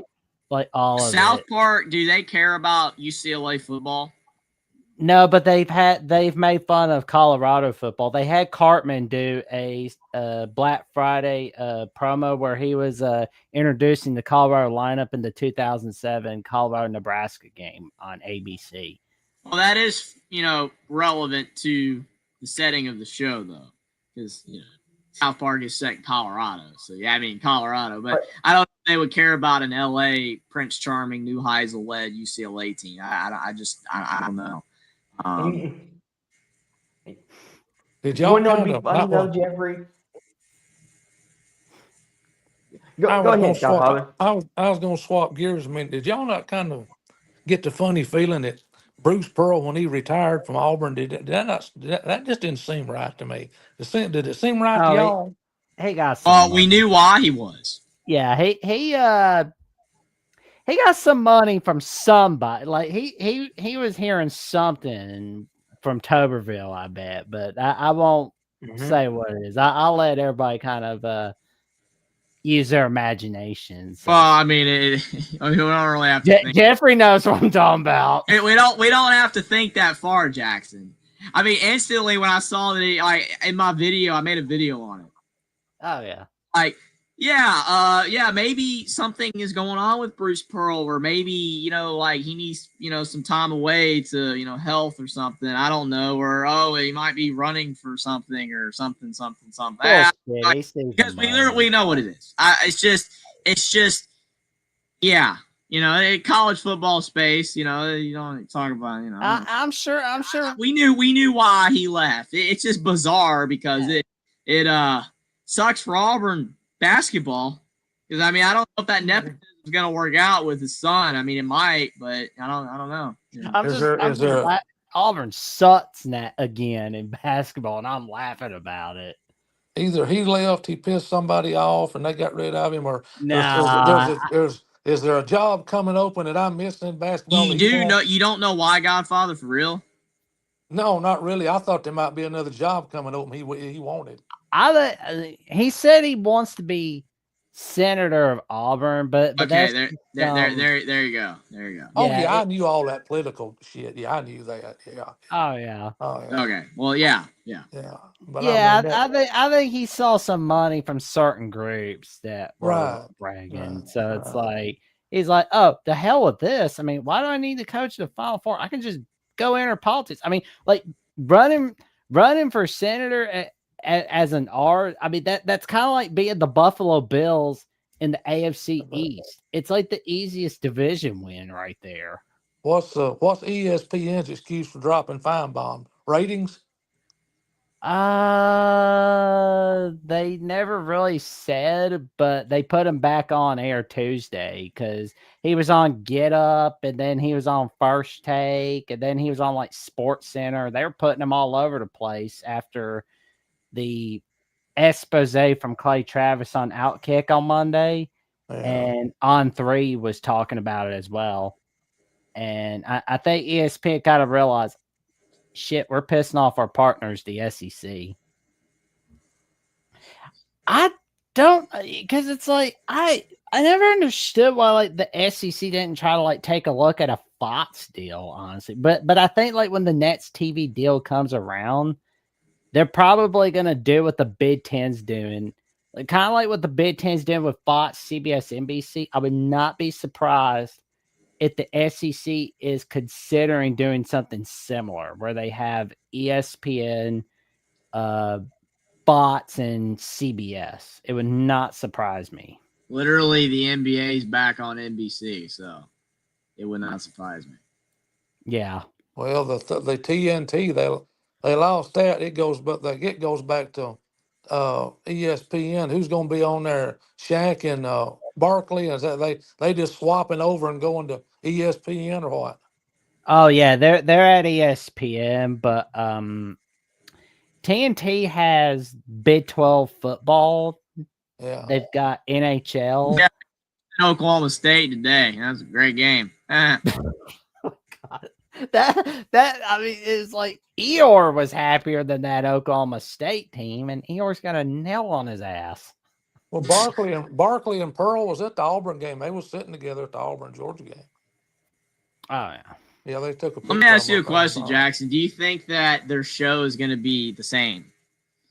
No. It's not going to be like the TNT version. Yeah, I already knew the answer to that. I just wanted your opinion on it. But I appreciate it, man. That's how I feel. Yeah. They won't let them. Dude, some of those shows were wild. They won't let them go that far on Disney. Disney won't. Yeah, I mean, it's like, no, it's like they destroy the good stuff. You think they're gonna let something good as inside the NBA do their magic? No. I'm hoping that streaming is not a major factor because people are already paying just an astronomical amount of money to watch games. But I think streaming's making it better. Well, if you've got one conference on one service and one conference on another and one conference on another, then people. I think you're gonna see Netflix. Unfortunately, I think Netflix. They're seeing that they're getting their ass beat by Amazon Prime with NFL. Oh yeah. And NBA. Yeah. And a little bit of MLB. Yeah. Netflix is like, okay, we're gonna get MLB opening day for 2026. We're doing NFL Christmas Day. To hell with the NBA Christmas Day. We're gonna do NFL Christmas Day. Yeah. Starting last year, I believe. And I guarantee, I mean, all that crap. That is horrifying, hummus. Yep. That is horrifying. What do you say? I didn't see it. What is it? In fact, one day we will all probably live in Amazon housing. Yeah, no. Oh, I hope not. That would be absolutely horrifying. But yeah, I suspect there will be. I would not be surprised if Netflix does have a TV contract with the NFL, because I mean, there was a report where one of the Netflix top executives were saying we're not pursuing a contract with the NFL. Really? Then why are you doing the Christmas Day game? Why are you doing the Christmas Day game 2 years in a row, 3 years in a row? Because clearly you want the NFL. That's like saying that it's like in the relationship stuff where you see somebody playing hard to get. Or like when you see in the Bugs Bunny cartoons where Bugs Bunny's dressed in drag with his opponent and like the dude is chasing Bugs Bunny dressed in drag. That's what Netflix and NFL is to me. Netflix Wow. is acting like they don't care, but really they do. They want a piece of that NFL ass is what they want.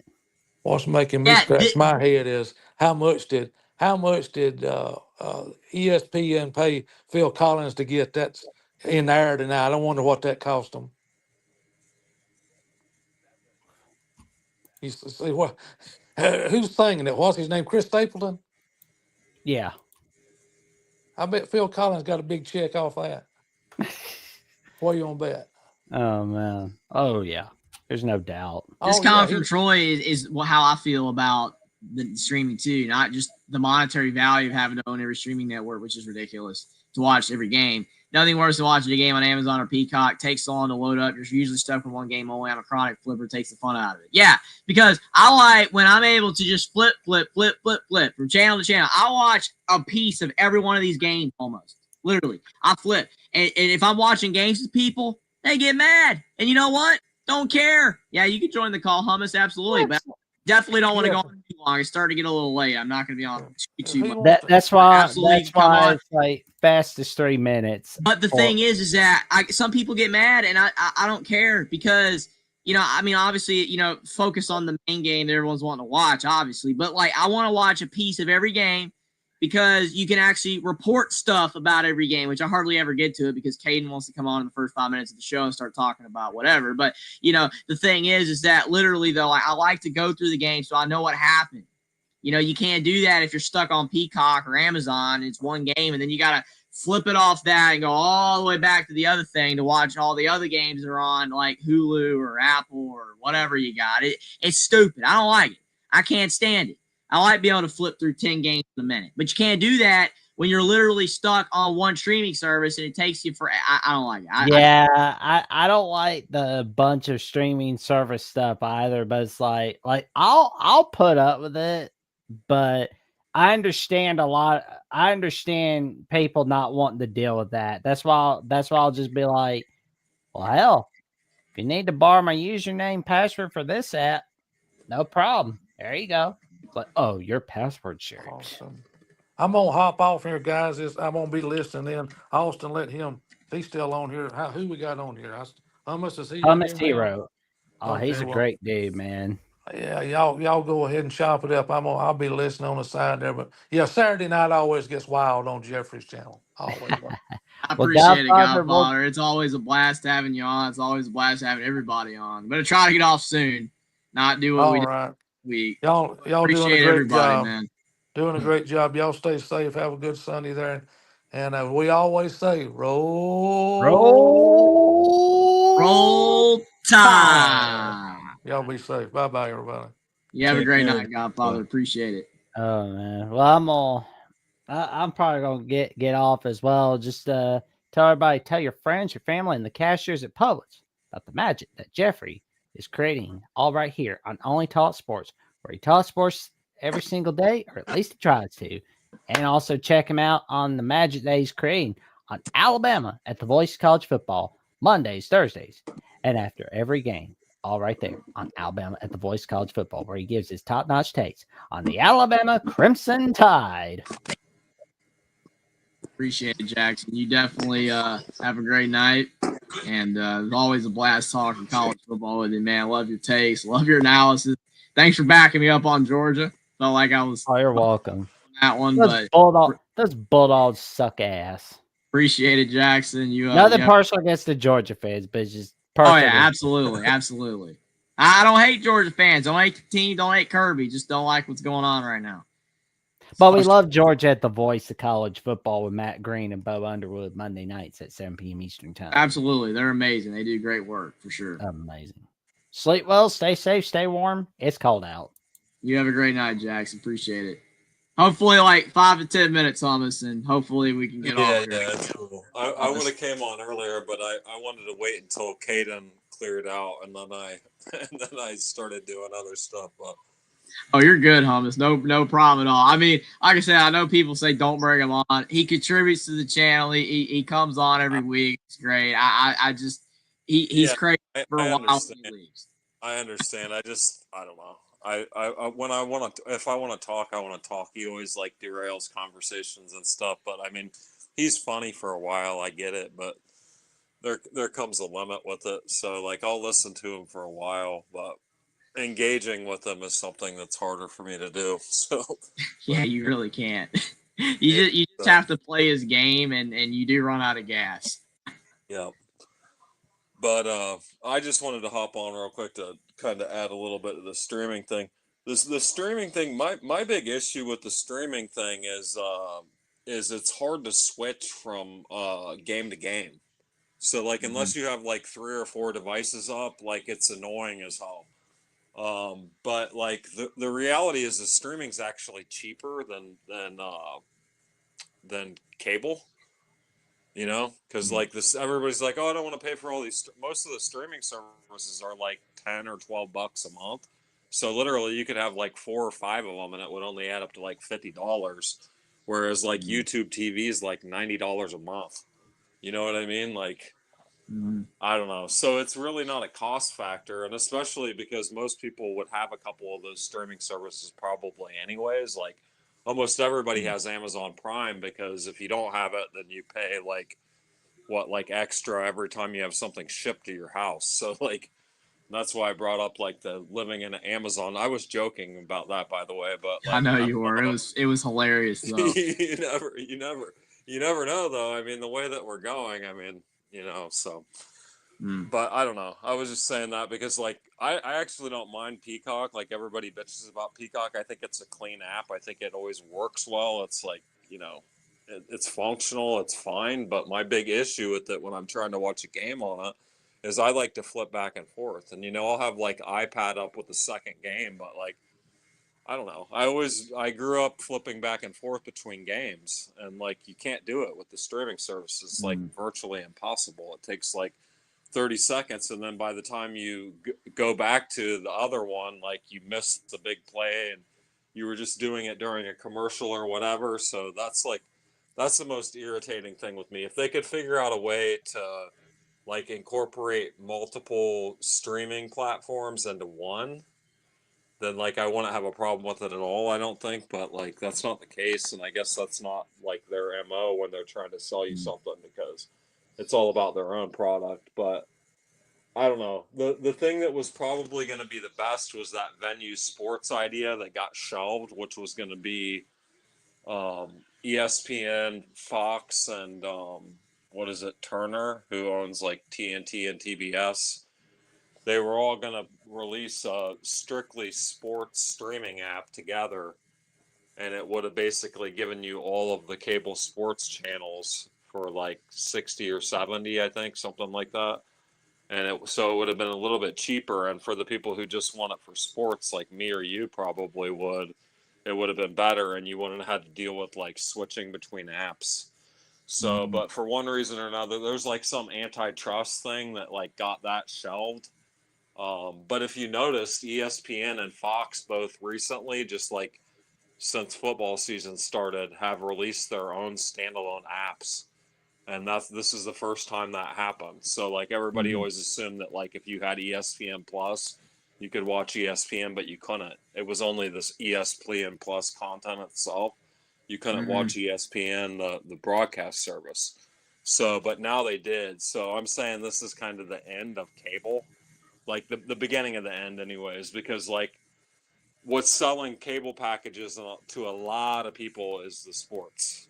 You know what I mean? And you take that out, yeah, sure, there's people who watch it for like AMC and FX and some of these other channels.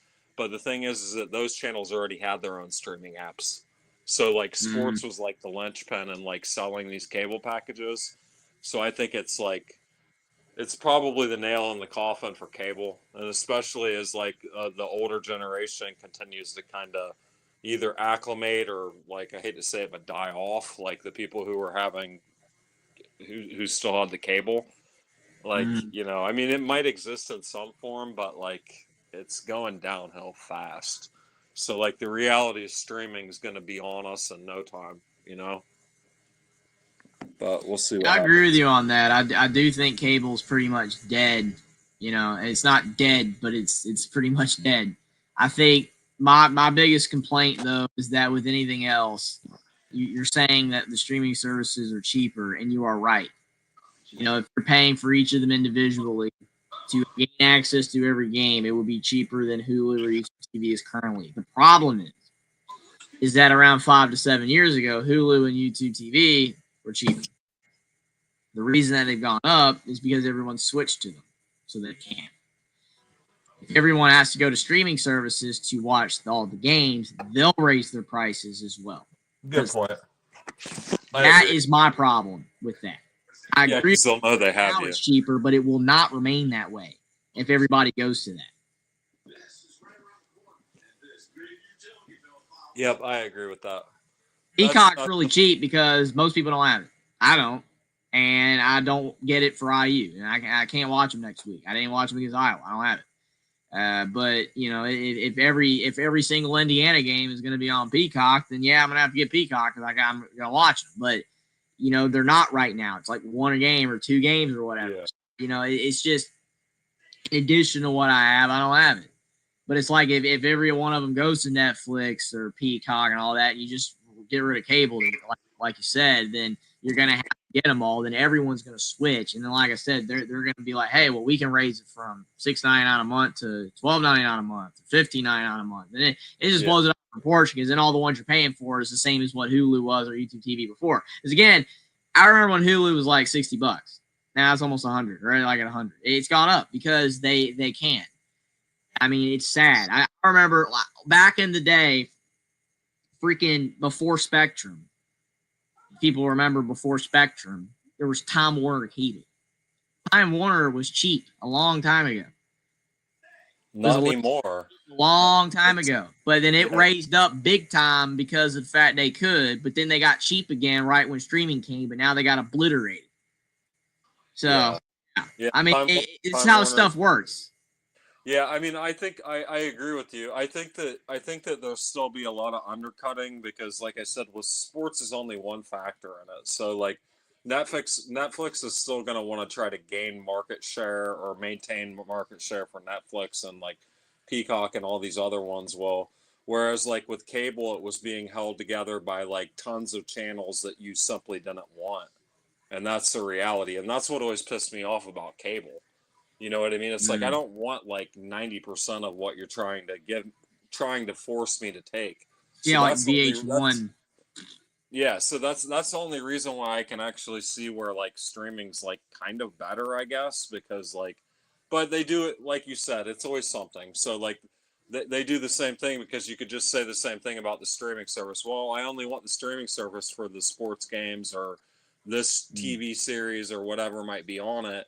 And you're selling me all this other stuff. You know what I mean? So like, I don't know, but it's all, I don't know. It's all money, man. It makes the world go around, or at least, you know, capitalism, the way that we live, it does. So there's no, it's always going to be something. I agree with you, but we'll see what happens. I just think that when the next round of contracts come up, I think that less is going to be paid to broadcast rights and cable rights. So we'll see, but I don't think ESPN's just gonna like give up. You know what I mean? Like Disney's a massive company, and they're not just gonna like. Oh yeah, they have like failing movie after failing movie, and they're still okay. You know, it doesn't affect them at all. Yeah, because they own so much. I mean, it's like a mega conglomerate. So that's why I like Nintendo. I know I'm going off the rails, but that's why I like Nintendo as like open theme parks and doing the movies now and all that kind of stuff, because it's like during the Wii U era, man, they were struggling really hard. But it's like, oh, you know, if the Switch 2 doesn't end up being as big of a success as they thought, well, they've got a lot of backup. You got a lot of backup ammo to stay in business because you're not a one-trick pony anymore. That's why Microsoft's able to sell every Xbox at a loss, but they're fine because it's Microsoft. It's when you've got a lot of assets, you can have some of it fail and you're fine. Because you've got a lot of backup. You've got a lot of other ventures that are successful. Absolutely. MTV in the 80s, you had your music videos, but then when the music videos died because everything went to the internet, you didn't have a backup plan. So now you got crappy TV. And the channel still exists because for some reason people watch ridiculousness or whatever. When you literally could just watch the freaking internet and just laugh at stuff on there. But it's like, I don't know. There's nothing on. MTV is garbage. It is a garbage channel. Like literally, if you go to somebody's house and they have MTV on, then they have absolutely no culture at all. It is a garbage channel. It's a garbage network. That's why I joke about them putting football on it because that would be the only way that I would watch MTV. MTV was elite in the 80s, but music videos on television's dead. It's gone. You watch it on YouTube. I can watch the Stones, Zeppelin, Styx, REO Speedwagon, Foreigner, Def Leppard, any band I want to listen to on the internet. They're all old as crap, but I can listen to them. You don't need no TV channel for that. Like literally on my service that I got, they got MTV on there. And sometimes, like every now and then, they'll have like a slight music section or whatever, or like they'll have like the old music section, like alternate thing or whatever, where it's got like 80s videos and stuff. Like, why am I gonna watch that? I literally can pull up 70s and 80s music on my freaking computer or phone or whatever, like any device you got, tablet. There's no need for it. Like MTV didn't have a backup plan. There was no backup plan because stuff like that's why I like newspapers. Newspapers were successful for hundreds of years, but they're dead because of the fact that everybody's got the internet. Some stuff can't adapt to the future because the future kills it off. It's just the way that it is. Some stuff can adapt and you can figure it out, but other stuff gets knocked off. Or they fail to see the writing on the wall. You know what I mean? So like I think that's what ESPN, I think that's what Disney has recently done with ESPN and finally releasing their own standalone services. They're like, well, cable's dying. We're not going to go down with it. We're holding cable packages together. We're going to get out while the getting's good. That's like what happened with Blockbuster Video. Blockbuster Video was actually approached by Netflix when Netflix was like gaining a little bit of ground, and they were going to sell Netflix to Blockbuster. Like they were gonna, they had a deal ready to go, and Blockbuster thought, nah, this isn't gonna work out. Like that was when Netflix was sending the DVDs in the mail, like before the streaming was even really a thing, and they were like, nah, this idea doesn't work. And then they passed on it and they died, and Netflix like became like a monopoly on everything for a long time, and they completely failed. So like it's either adapt or die. So and like you said, like ideas die. So like somehow MTV didn't die. Like they didn't die, but the essence of it is dead. Oh, absolutely. They just morphed into, like you said, like garbage culture. So, but like I don't know anybody can watch that. Like the last like show that I've heard from people that was like not completely crap was like Pimp My Ride, and that was like in the mid 2000s. That's a long time ago. You've had nothing forever. Like people that watch what MTV is now, like Steven says, Jersey Shore. They have ridiculousness now. All that kind of stuff's a joke. I don't like reality television. I don't care for it. Like I've been to tons of people's houses and they got like the freaking, HGTV on or whatever with the homes. It's like, why do you want to watch somebody else fix a house? You can fix your own. You can buy a house and fix it up. Why do you gotta watch someone else do it? Unless you're watching it for tips. Most of the time it's just glorified. They skip all the actual work and it's like, look at this. We've built the house now. We turned this house that was $100,000 into $800,000, and it's like a 1-bedroom freaking 1-bath house in the middle of a city, and it's $800,000. Like it's like, oh well, it's a story. I don't freaking care. I don't care about HGTV. Food Network's okay because it's food. It's like whatever. It's all right. But I don't care about reality TV. The freaking like Survivor shows and the daggum Bachelorette, all that is garbage. All of it. Like literally like Joe Rogan's Fear Factors type stuff is like the only type of like somewhat show that's like okay type of thing.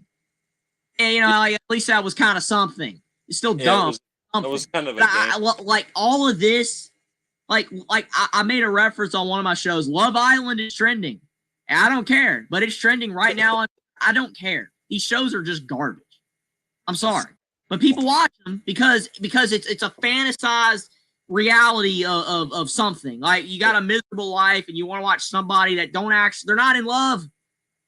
It's not reality either. That's the thing, is that they call it reality TV, but it's actually like the furthest thing from it, especially when it's like Keeping Up with the Kardashians or something. You're watching people who live in like an alternate reality, and then it's fabricated on top of that. Like it's the opposite of reality to you, and I think that's maybe why some people get pulled into it. So like your example of like HTV doing like the Flip This House or whatever, and they don't actually show anything about it. It's not somebody who's interested in it. You're probably too young to remember, but on PBS they used to have a show called This Old House. And that was like the legit show where they were like showing you like, this is the old house, this is what we're going to do. And then they go through the entire process of it. And they actually like fix it up on camera. You know what I mean? That was like an actual reality show.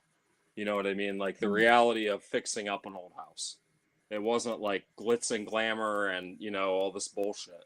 So but yeah. I don't know. I have no clue why people are into that kind of shit. Oh no, like it's insane. Like literally, I mean, there's some people that I know that you go to their house, and it's one of those is always on.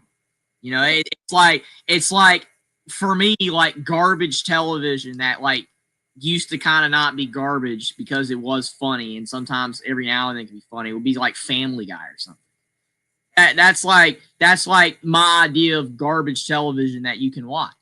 The early seasons are funny. The Simpsons, that's funny. New Simpsons is like whatever, but like old Simpsons is funny. It's like Family Guy is like way dumber, but like early Family Guy can be funny. Like I can have that on the TV in the background and be like whatever. I'm not really watching it sometimes because you know I've seen the episodes before, but it's like whatever. But when it comes to shows again, like the HGTV stuff and the Love Island stuff, all that's trash. Like you said, I mean, I watch videos all the time of people like repairing cars, but they're actually repairing the car. And I don't know much about cars. I know a little bit, but like I like watching that. Like they're getting the tools and they're fixing it up, and it's cool. You know, you're storing a car that's like dead, and that's cool. So like you said, This Old House, you know, on PBS. I think I actually have heard of that. I haven't watched it, but I think I have heard of it. But yeah, that's cool. Like that's better TV than, I mean, literally some like the HGTV is so freaking bad. Some of the hosts, man. And again, not because I'm watching myself, but I've unfortunately been to places where it's on, so you just see it, and the hosts are terrible, man. It's like, it's just look at this house. I don't know. I don't like it. It's just dumb. It's just really freaking dumb. It's sad that that's popular. You know, it's sad that type of stuff's popular because I mean, it'll never die. Like that type of television will never go away. You know, there's people to watch it. There's a market for it. I mean, again, everybody has the freedom to watch what they watch. I'm not saying that. Like, if you want to watch that, that's fine. But I don't like it. Yeah. I mean, I like some like shows like Grey's Anatomy, for example. It's like you got Grey's Anatomy's been going on for freaking ever. And it's like, okay, the first few seasons actually had storylines, and then they just burn it into the ground. You know what I'm saying? There's a reason why shows end. Like, I love SpongeBob, but I don't usually reference SpongeBob past 2004. Okay, early SpongeBob is goated. It is one of the best shows of all time. But after the movie, it declines. I watch some of the newer stuff every now and then. Hey, this new episode's okay, but it's not even close to the original stuff. It never will be. You know, there's a reason why shows need to end.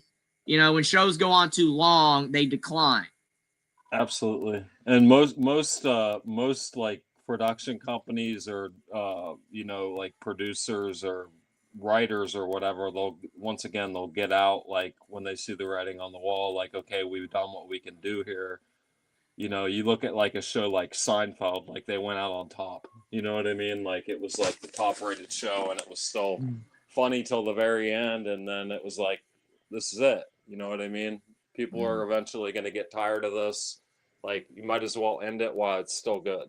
That way. Oh yeah, that's why Invader Zim has the cult following that it does, because Invader Zim was like 2 seasons and then it ended, and like it never got back. There's like not any bad episodes of the show because like the creator's idea for where the show was going to go never completely finished. I mean, he didn't run out of ideas yet. Usually you get to around season 4 or 5 is when you start running out of gas. If you got a good show idea, it writes itself, and then you run out of gas. You're not going to be able to come up with good ideas anymore. You have to push the boundaries of a show, and then you start breaking the fourth wall too much, or flanderizing characters, which literally comes from Ned Flanders, the Simpsons guy. So it's like that word. I mean, like you start flanderizing characters, it gets ridiculous. Jimmy Neutron ended after 3 seasons, and the show is still great. People probably needed more seasons. If by season 5, it would have been crap probably. Fairly Odd Parents was an amazing show.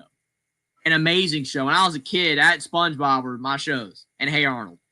Dude, literally, Fairly Odd Parents was amazing until season 5. And after season 5, after the Channel Chasers episode, I wish Jackson was still here because he knows, it went downhill. It sucked.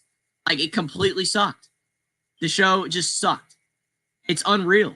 Like, the early seasons, like Butch Hartman, the guy that created the Fairly Odd Parents, has created nothing of value since Danny Phantom in the early seasons of the Fairly Odd Parents. Nothing of value at all.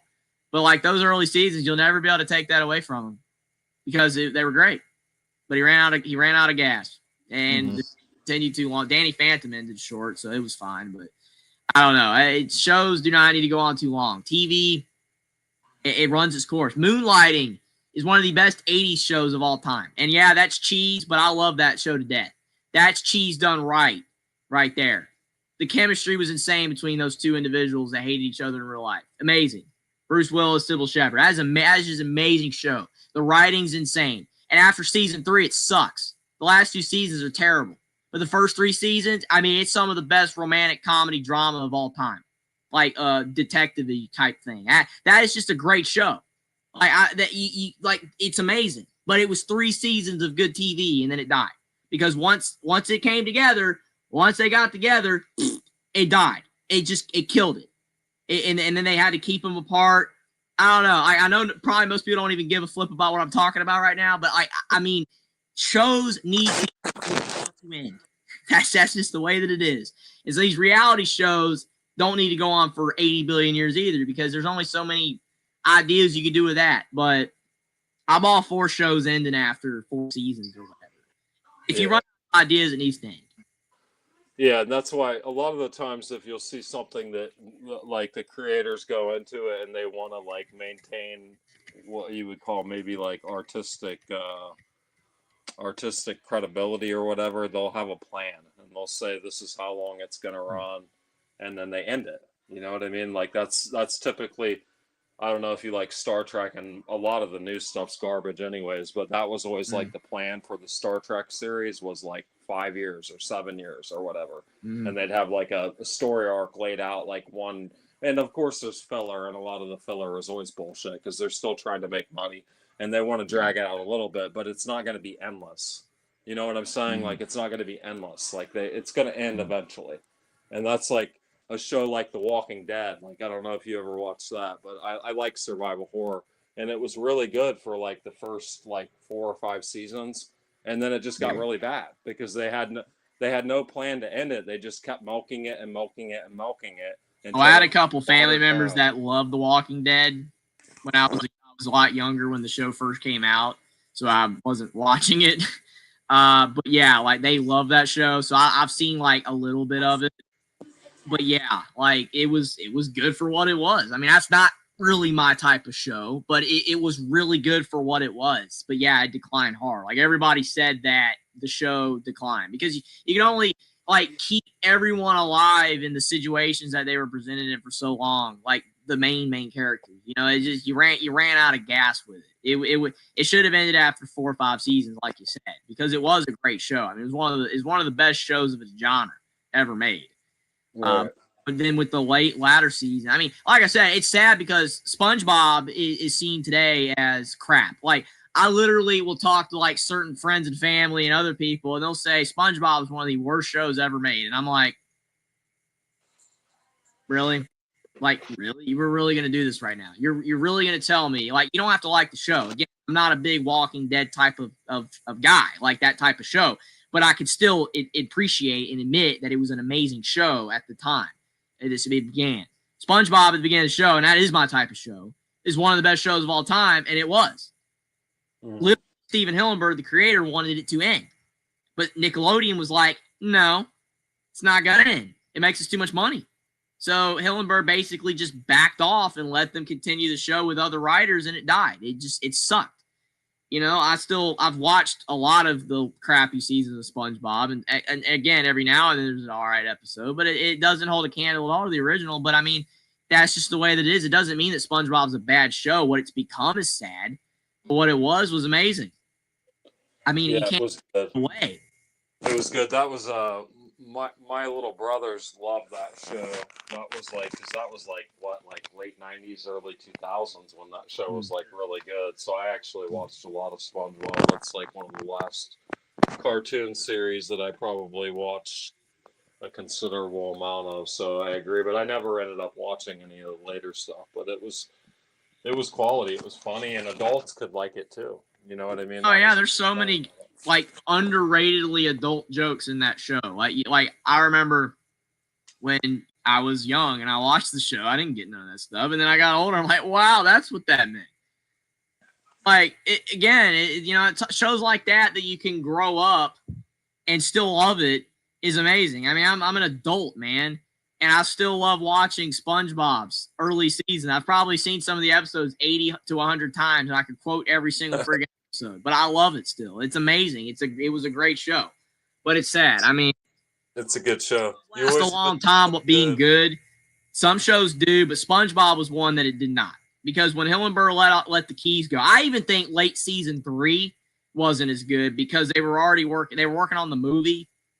Like after like the chocolate with nuts episode, it's late season 3, like the freaking house party and the BC episode, and some of those were not good. That was late season 3. Again, if people know what I'm talking about, great. If not, sorry. But you know, not the best episodes. They were fine still. They're still good. But when they were working on the movie, the quality of the episodes in the latter part of season 3 kind of declined a hair.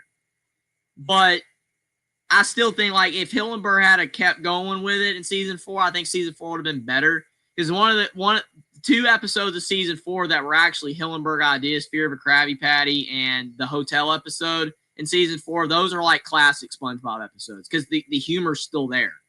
But that's it. Like the rest of season 4 is pretty crap. But I think even if Hillenburg had to maintain the head of the show, like full control of the show and the ideas and all that, I think that maybe a couple more seasons would have been all right, but it still would have gone down. It just the show had its run. It had its humor. It had that setting it worked for the time. It just worked. They had the ideas. They were pumping out banger after banger, and that you can only do it for so long. Like Ren and Stimpy, man, had that reboot thing with the adult party thing or whatever the flip that was. That was terrible. Like the original Ren and Stimpy was great. Oh yeah. But that reboot thing they did for a year was awful. Ren and Stimpy, that was my favorite, man. I loved that when I was a kid. It was awesome. Rocko's Modern Life was good. Wasn't some of the animation team for Ren and Stimpy, was that the same for SpongeBob? I think it might have been. I think so, yes. I do know that Steven Hillenburg worked on Rocko's Modern Life. So Rocko's Modern Life had connection there with Hillenburg because he's the creator. And I think a couple of the ones were there. I think a couple from Ren and Stimpy ended up going over to SpongeBob too, yeah. The reason, because you know how they do like the extreme close-ups on Ren and Stimpy, and it'd be like all this grotesque-looking crap. Didn't Yep. they do some of that same similar like kind of aesthetic on SpongeBob? Absolutely. Yeah. I mean, those shows had a lot of similarities. SpongeBob, like Hillenburg even said that a lot of the show's humor was derived from a lot of different media from the past. Ren and Stimpy was one of them. He even mentioned Abbott and Costello, like real people show. Like he just a lot of just ideas that he just drew together into this show. It was an amazing show, man. I don't know. It was goated. It was really good. Like you said, I mean, the close-ups were made. The thing I loved about old SpongeBob is that when they used the faces, it was always to great effect. Whenever they had a close-up or whenever they had like a weird animated face of one of the characters, it always was at an incredible moment. Now the new seasons, it's like there's crazy faces every 5 seconds, and they're not memeable. Like literally, all the memes from SpongeBob are like the first couple seasons, like all of the faces, like SpongeBob raising up his chin up in just one bite, or the movie where they're like, it's just great. It's like the whole movie's not like that. The whole show wasn't like that, but they knew when to use it, when to use a just amazing face. I don't know. They were great at it. And just the stories. I always remember the one SpongeBob episode that always sticks with me, and I always reference it as the one where Gary is following around Patrick the whole time, and like SpongeBob's like the whole time is trying to figure it, like he thinks that like he doesn't love him anymore and all this stuff, Yeah. and then at the very end of it, it's revealed that Patrick has like a cookie in his pocket or something, right? Mm-hmm. You know the one I'm talking about. Yeah, it's great. And then the end, Patrick's like, I thought what we had was special. It's like, bro, no. Yeah, that's a good one. Great. Like SpongeBob's losing his mind, dude. He's like trying to do laundry. He's like, we used to do laundry. It's so good, man. What season was that one from? Do you know? 2. That was season 2. Yeah. That episode's paired with Survival of the Idiots, the one where she was hibernating, Sandy, and then they take her fur off. Yeah, you remember that one, right? The hibernation episode, man. Like literally, man, they ripped off all her fur with the tape. Oh man. And it's like literally, I love the fact that it's snowing in her dome. But the water's fine. Out like where they're at, it's not like cold water, but in her dome, it's snowing. It's snowing from the ceiling. Like that is just great. Like well, it was such a unique idea. Pinhead Larry, man. Idea for a show too. The first time I ever saw SpongeBob, I was like, "What the hell is this?" You know what I mean? I was like, that's the way most people felt. I wasn't there. I was born in 2004 when the show was at the end of its golden era. But then I watched all the old seasons as a kid. You know, but the thing is like literally when the show first came out, I've gone back and read because on the internet you can go back and read stuff from like the 90s. Like 99 when the show came out. Literally, there are articles from people in 1999 saying this show's not going to last a season. It's not even going to last a full like 20 episodes. This show's too bizarre. It's too crazy. People aren't going to like it. Boy, were they wrong. Yeah. Oh, gosh, they were wrong. The show just exploded in popularity after like the first episode. It was insane. And literally like no one wanted to pick it up. Even Nickelodeon wasn't sure about picking it up. They waited to pick it up because the pilot episode, which has way worse animation than the rest of the show, was made like 2 years before 1999. It was made in like 97 or like early 98. And it took like a year and a half for Hillenburg to get the thing greenlit. So, yeah, the show was expected to be a failure. And most people were like, what the heck is this thing? And then they watch it and they were hooked. People were hooked. That's all I know. And I wasn't there, but I've gone back and like I was there. And that's the way people were. You know a lot about SpongeBob. You should start a second channel and dedicated to old animation. I've honestly thought about that. I actually thought about it a long time ago. I know a lot about older cartoons, man. I mean, like freaking, Rugrats, SpongeBob, Alvin and the Chipmunks from not the current modern crap, but like the 80s. What other shows? I mean, tons of them. Like, Old literally, like the Hanna-Barbera, Care all that Bears. stuff. I used to watch 80s Care Bears. I got the freaking VHS tapes from like older family members of like the Care Bears movies from the 80s, man. I mean, I was like, you gotta realize looking at me now, I'd be like, what the like I was like 3 or 4 years old watching that stuff. And it's like, wow, this is great, you know. I mean, again, in hindsight, it's Care Bears. I mean, it's not that good. But, you know, I mean, I've watched a lot of older animation. I like older media. I mean, anyway, I mean, I like older music. Honestly, just have like a channel where I just talk about old music, movies, TV shows. Yeah, like a retro channel. That would be cool. Yeah. Because You know, brings on a little bit of new stuff that interests me and tie it back to that. But I mostly just like older cartoons and movies and songs. I don't really vibe with the new stuff. People say I'm a boomer for that, but I don't think so. I think most modern movies, shows, and songs are trash. I think the worst are songs. I think modern songs are abysmal. I think they are all trash. There's like no good music being made right now. I don't know if you agree with that, but that's the way I feel. Well, I think that there is some, but one of the problems that happens is that it's so hard to find it now, and they hijack. See, like I like rock a lot, and the last like genre of rock that really came about that was good was the indie rock, like indie rock and indie folk. And ironically, what ended up happening was they took that sound and they commercialized it, and now it's like the opposite of what it stood for. You know what I mean? It was like indie. It was supposed to be like from the ground, for, you know, somebody who like made their own way, and now they've like commercialized like punk rock. Yeah, they've taken those types of sounds and they've made it like full on industry, and now they actually do like, I don't know if you know like what the term an industry plant is, but like they actually like seed musicians with this stuff, and it's like that's like the opposite of what it stood for. You know what I mean? So it's like it's crazy. They'll go to no lengths to sell something to people. You know, so and people don't even realize it. Like a lot of the times they don't realize it with their music in general, like what's being sold to them. And the reality is that it was going on ever since like the Beatles era. But the truth of the matter is that back then, like most of what they were selling to you had some substance to it. You know what I mean? And it just snowballed and it got worse and worse. And by the time you got to the 80s, you had like Madonna and shit like that, and it was still like somebody who at least had talent. And then you reach the like late 90s, early 2000s, and it became like Britney Spears or like Katy Perry, and it just got worse and worse. And now it's just like terrible, and I don't know how anybody could even like look at that shit, part of my language, and don't mean to get you demonetized, and think that it's like something that you could value in any way.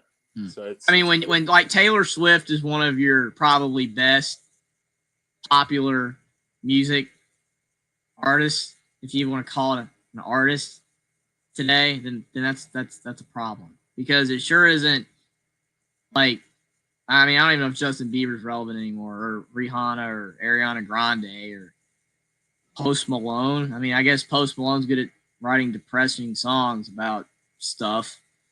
I don't know. I mean, literally, like a great example of like commercialism.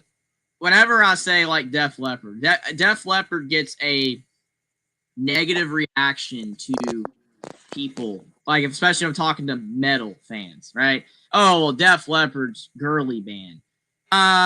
Their first 2 albums were good, like legit heavy metal, really good music. And then their 3rd album, which they got famous for, has good songs on it. And they were still kind of heavy, but they were clearly trending in a commercial direction with the help of Mutt Lange. right. And their 4th album, Hysteria, which they're known for today, has a couple good songs on it, but it's mostly girly music. And they never look back from that. So today, Def Leppard's a completely different image than 80s, like 80, 81, 82 era Def Leppard, where they were actually a heavy metal band. I mean, Troy's right. I mean, again, I shouldn't know this because I was born in 2004, but I listened to that type of music. You know, Def Leppard was a great band. There's like 2 songs on hysteria that I can listen to. Gods of War is good. Animals like the cheese song that I for some reason is decent, but the rest of it's whatever. But Pyromania earlier, High and Dry and On Through the Night, great albums, just banger albums. You know, I mean, a lot of bands did that even back then. They like their sound changed to fit a time. Like the Scorpions was like heavy as frick early on, and then they you know, the Winds of Change, all that kind of stuff. Winds of Change is a good song, but you know, it's still like ballady, and you know, it had a message. You know, again, they're European. It's good. It's a good song. Like it's a good song, but I'm just saying, like that's not what the Scorpions were. Right. You know what I mean? Like, a lot of bands did this. A lot of people don't think about it that way because now you just like, well, everything's a sellout. Everything's pop, garbage, R&B, whatever, rap, whatever. It's just trash. All of it's trash. But like even bands back then changed their sound to fit time. Oh yeah, Motley Crue. Motley Crue's first album is insanely. Livewire is bang. That thing is. And then like by Dr. Feelgood and stuff like that is not. Wild Side era is like the cut. But like Dr. Feelgood is not the same as Livewire. Shout at the devil type stuff. I'm not a big Motley Crue guy, but I mean, again, their sound changed to fit a direction that music was going in. Yeah. You know, like Genesis with Peter Gabriel or Phil Collins Genesis. Now I like both. But still, they changed their sound to fit a time. Yeah, and the really good bands have always done their own thing, like a Tom Petty. You know what I mean? Because you think of like that '80s sound. I love Tom Petty. Everybody wants to lump like '80s music all together, and then you forget that like Tom Petty was like largely '80s, or you know, there's like a ton of good music that was in the '80s. It's just that when you think of it, you don't think of it as '80s music. You know what I mean? Like that '80s pop song. Another prime example of this is, which this isn't like a lot of people's type of music to begin with, but the Bee Gees. So like the Bee Gees started off as like singer-songwriters because the Gibb brothers were extremely talented. And but what happened? They went with the disco era. And now when a lot of people think of the Bee Gees, they think of the disco era and they say, oh, the Bee Gees are garbage. You know what I mean? Yeah. Because they fit their sound to that era. And, you know, they were that era, so it is what it is. But, like, the music didn't keep very well because almost everybody will agree. Like, sorry if I hurt anybody's feelings that's listening, but, like, disco was garbage. You know what I mean? Like, it's just the truth. So, like, but, like, my mom would tell me because one time I said something like that, and she was like, oh, no, the Bee Gees were really good. You know what I mean? Because she, like, loved that type of music. And she was like, Fair. what happened is they went down the disco road, and then all their music became like basically tainted. And now anytime people think of them, a lot of people, if they're not old enough like my mom, they just think of disco. You know what I mean? Yeah. So that's kind of what you're explaining with like a Def Leppard. So like, I don't know, but that's like selling out, I guess, or just maybe maybe some of these bands actually did like the direction of the sound and then it just doesn't hold up. I don't know. You'd have to know the artist and know the motivation truly to say for sure. Some of them were motivated by money, but others were just motivated by just wanting people to listen to their music. I mean, if they had a couple good songs that did well, that were kind of in a direction, you know, then that's kind of where they went. I mean, like a band that, Kiss went disco. I was singing that Dave Brown with "I Was Made for Loving You," and they don't even play the song in a disco way anymore live. They were when they used to do live. They didn't do that anymore. But like, I actually don't hate that song even with the disco stuff. It's fine. It's fair. But yeah, I mean, like a band that a lot of people, when I mention them, like REO Speedwagon is a good band that people hate because all they know is the 80s stuff. 80s stuff, REO Speedwagon. I mean, I Can't Fight This Feeling is a cheesy song. We know it's cheesy. It was a big hit for them. It's played everywhere. Everyone still knows it today. The lyrics are cheesy. It's not a terrible song, but it obviously it's pop sellout. Keep Loving You is, you know, kind of the same thing, but slightly better. But like the you know, Tune a Piano, Can't Tune a Fish album and earlier is good. Like Roll with the Changes is like their cheese song that had guitar. Like Gary Richrath is lighting it up on guitar in that song. In live, the song's better. Good song. The organ is just great with the guitar. Amazing. I mean, Time for Me to Fly is good. Like 78 and earlier. Ron the out in 73 is a banger. Yeah, I agree. They're not a great band, but they were good. And then they just sold out and they made a lot of money.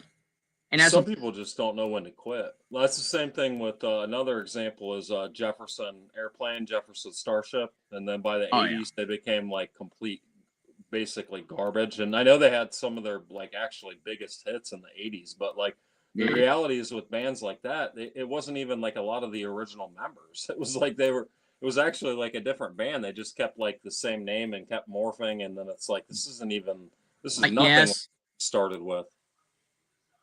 Yes, Yes completely like changed a lot of the roster.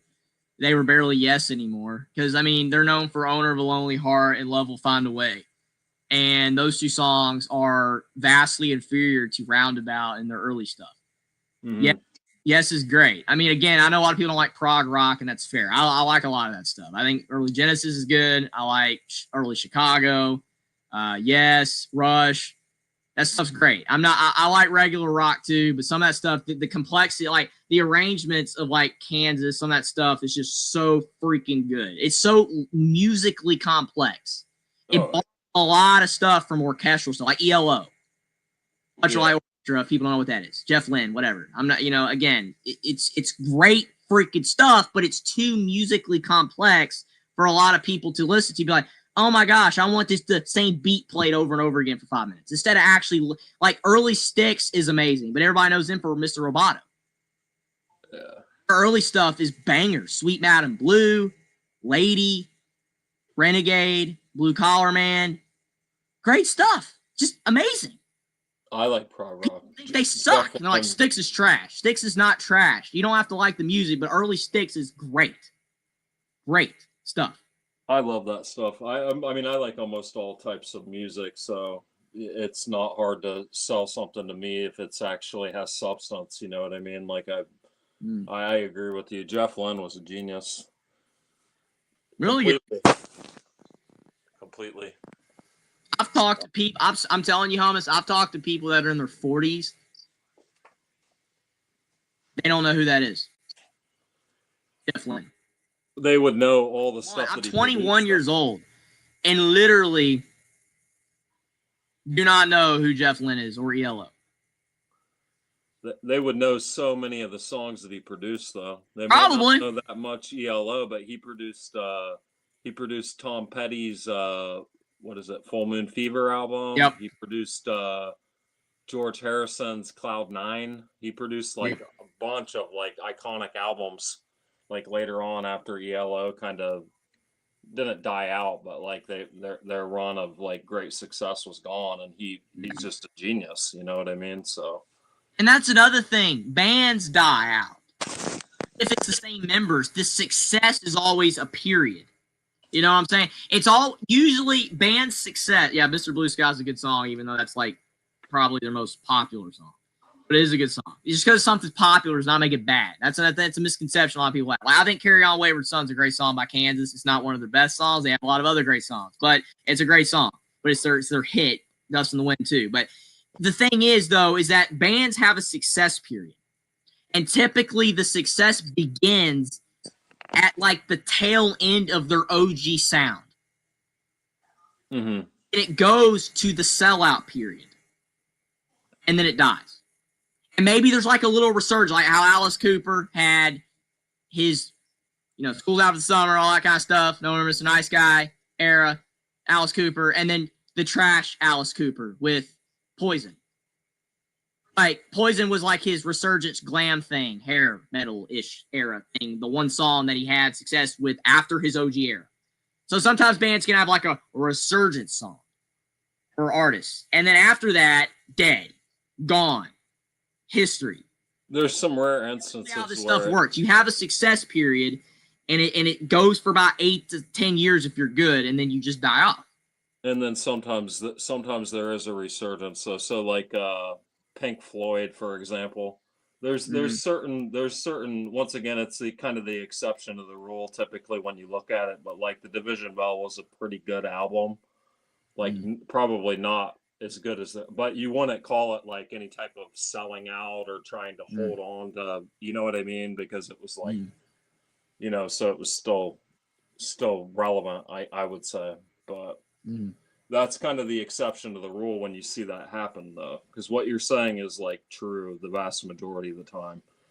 But I don't, and some people would maybe say the same thing with Aerosmith because, like, I can't remember what the album is, but the album in the '90s was like I actually saw that tour in concert, and I liked that album. But I was a kid basically when I saw them play that, and you'd probably say it's not as good as their older stuff, but like they had a lot of commercial success, and I guess it was decent. So, but some of the songs are fine. I mean, Angels, it's a good ballad, you know. I think. I mean, there's a lot of ballads out there in that time, but it's not bad. Loving an Elevator. That's funny. I mean, that's just funny. I don't know. I think Aerosmith's an interesting one because Aerosmith actually had a lot of success in 3 different decades. Yeah, like that '90s album was like a huge commercial success. You know what I mean? And they weren't really like changing. I wouldn't consider that like selling out really. They just kind of knew what to do, I guess. But like. Yeah. They still kind of had the same feel, you know what I mean? It's once again they kept the same core group of members, and it is what it is. So yeah, Ozzy had the same thing with Black Sabbath. Obviously, it's heavy metal. You know, the themes are very dark, and then he did his solo stuff, and it's still very, very heavy metal. Diary of a Madman, Blizzard of Oz is very heavy, but then by like The Ultimate Sin, the songs are starting to kind of get more commercially, but they still are heavy. You know what I'm saying? It still feels, yeah. Still feels like Shot in the Dark's not Bark at the Moon, and it's 3 years apart. Shot in the Dark's great. I know it's a commercial song for him, but it's a good song still. But like Bark at the Moon, like that freaking soul is just, and then Shot in the Dark's like, you know, it's heavy. But it's not heavy like earlier, you know, Ozzy solo and definitely Black Sabbath. Again, just, you know, especially like Mama, I'm Coming Home. It's a good ballad, you know, for him. But like people look at those as sellout songs. I don't instantly think ballad equals sellout. I don't think Ozzy necessarily sold out. I just think that the music kind of somewhat shifted to fit, again, a time period. But it wasn't like a complete sellout job like other bands did or artists have done. Some just completely and blatantly. But again, people have success in an era. You're right about Aerosmith being over a long period of time. I laugh though when people talk about like Nirvana and they'll say, well, Nirvana, well, imagine what Cobain could have done. I don't agree because grunge died fast. Even before he died, grunge was already dying. Yeah. It was like people clown hair metal. At least hair metal lasted for 10 years. Grunge lasted for like 4. And then like it's remains of the post-grunge era just stretched out all the way to Daughtry somehow. Somehow Daughtry is considered post-grunge. Somehow it is. Somehow Collective Soul and Daughtry are the same genre. Yeah, that's not the same at all. Like, at all. But it is, according to the music industry. Well, it's because Nirvana would not have been famous for a long time because their popularity was already waning. Yeah. Things have to evolve. So, I mean, you look at, like, the Beatles would be the perfect example of it. Like, they actually evolved. You know what I mean? Like, the Beatles started off as, like, poppy bullshit, like, you know, I want to hold your hand, all that kind of crap. And then they, like, you know, they actually, like, morphed and evolved, and then they knew when to end it, partially because there's too many egos and all that shit. But, like, what they started off as is what they ended was completely different. You know what I mean? So, like, it's a good thing to change your sound. It's just it has to be unique and it has to be creative, and that's the one case where you could say they steered music more than music steered them, obviously. So, like, it's an interesting thing when you look at that too. It's kind of like what we were talking about earlier with like adapting survive or die. You know what I mean? So like I can see probably why some of the instinct for an artist to do that arises, because they know that, you know, time isn't going to stand still for them anyways. So it's, and you know, eventually, unless you have something that's truly unique, unless you're like literally like the most brilliant musician, like Mozart level or something like that, like what you're doing isn't just going to be like an imprint in time that's going to be great forever. So like with the average band, they're, you know, they're talented, but like they want to continue to have success, and they know that they need to expand. So, but unfortunately, a lot of the times, like what we're talking about, like the industry, and it's just ballooned and gotten terrible. So what they're looking at and what's being kind of fed to them by the record companies, you got to have this, you got to have this, you know what I mean? And it just takes their music into a place that they lose all artistic integrity, in my opinion. And, you know, it's a shame when you see it, because it ruins musicians. Oh, yeah. Absolutely. And it can split bands apart, too. I mean, that's why, like, Styx had the fallout with Dennis DeYoung and Tommy Shaw over Kilroy Was Here, the album, and Mr. Roboto. It just broke them apart. And they never did anything successful after that, sadly. But probably wouldn't have anyway. Maybe. I don't know. But, you know, when I look at a lot of bands, though, like how they go in a commercial direction to fit a time or to make money or do whatever, or to at least change their sound to try to fit something or be creative, a lot of times to, you know, literally be commercial, make money. The antithesis of that is Pantera, because they started out as that cheesy hair metal thing, you know, and then they went heavy as frick and it worked, you know. That's a rare example where a band got heavier and it worked. Like Skid Row went heavy after their debut and it didn't work. Slave to the Grind did okay, but their original album with Youth Gone Wild and I Remember You and 18 in Life, which 18 in Life should be played for every 18-year-old in America so you won't go to jail. That would probably be a good song to play. You know, I play that for a lot of people and they're like, wow, this is actually a good song. I'm like, yeah, it is. Well, listen to music before 2000. It probably would help. But 18 in Life's a banger song, but that was kind of hair metal-ishy, kind of. But Skid Row was kind of unique a little bit. But it still fit under that umbrella. But then Slave to the Grind came out and they went really heavy, but it failed. And then they just dissolved. But Pantera went heavy with Cowboys from Heck. You know what it is. But, you know, and then Walk and all that. And there you go. They've had their success for 10 years. And then dude got shot on stage, sadly.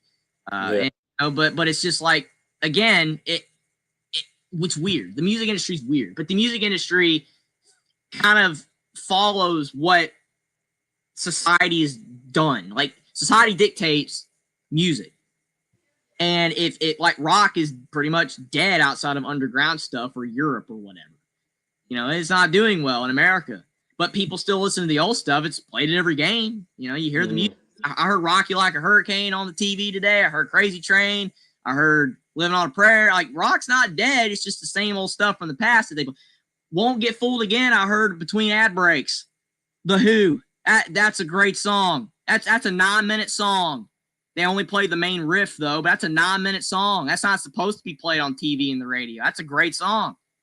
But it's like, rock's dead. All Right Now from Free. I heard that between a commercial. That's a great song, which then they split up and became Bad Company. But again, you know, I don't know. I just think, like, the idea that rock's dead or like good music's dead, it's not. It's just that not new material that's popular that's good is not. Because when I say there's no good music out there, you're right. It's underground. Like, there's probably still good stuff being made, but it's not famous. Like, all the people we're talking about were famous at the time that they were out. They were top 100. When you look at the top 100 today, I actually watch videos of, like, people reacting to, like, the top 40 or the top 100 this month or this year, and it's all garbage. There's not one good song on there. And if there is, like, a halfway decent song, it's like halfway decent. They're all, like, there's nothing popular that's good anymore. Like, even the cheesy stuff of that time was better than what we have now. Exactly. Like, Donna had some talent.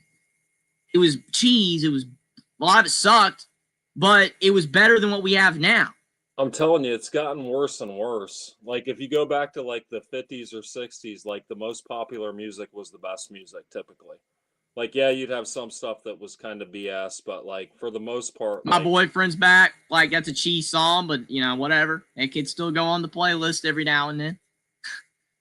I'm just saying, like a lot of most of the best songwriters, like they were producing really good music and it was getting played and people liked it and there was none of Yeah. this like it's just completely different. I don't understand how it happened.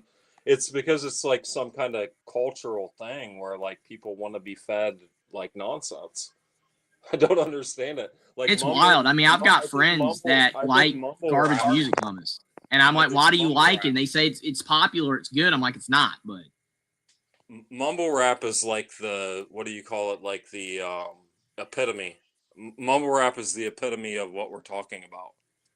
Because yeah. like, how could anybody listen to that? How could you listen to that? And I'm not hating on like hip hop or anything like that. I think it had its value.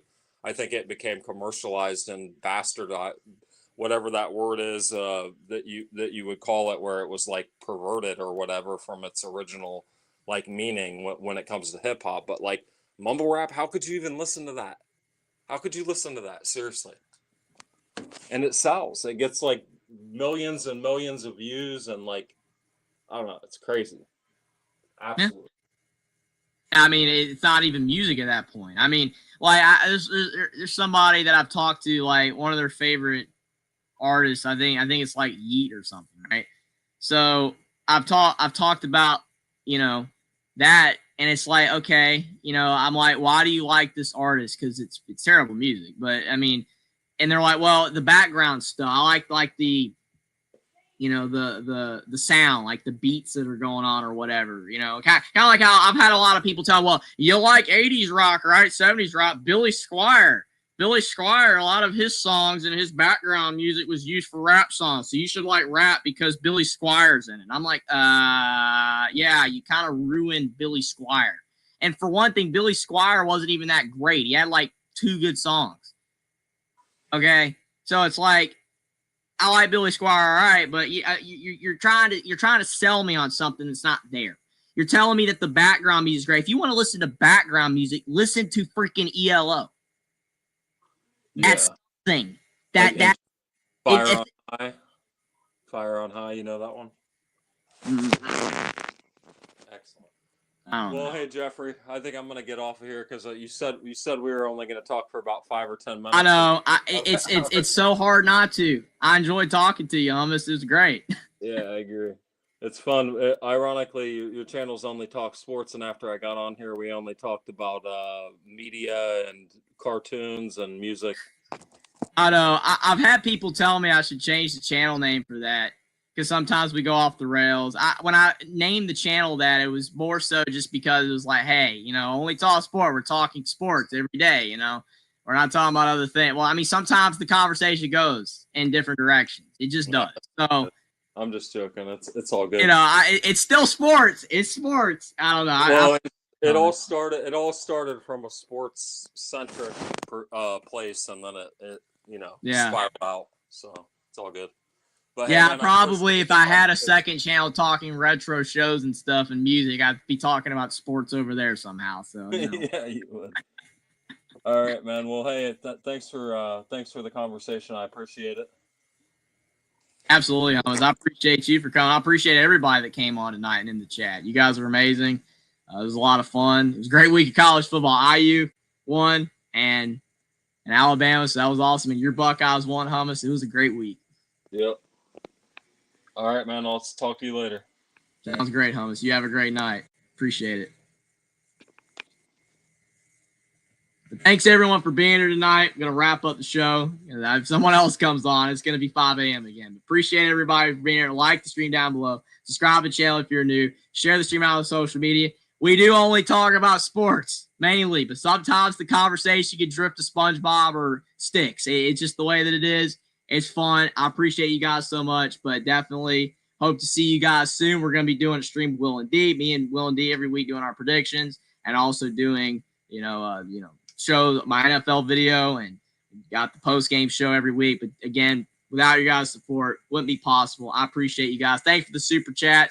from Caden and Jackson. Thanks everyone for being here tonight. Rock on Pit Stop Husker, Troy V, Dave Brown getting in here. Appreciate all you guys. I hope you guys have a great night. Hope your team had great success this week. If not, hopefully next week's better, but I will see you guys soon. You guys have a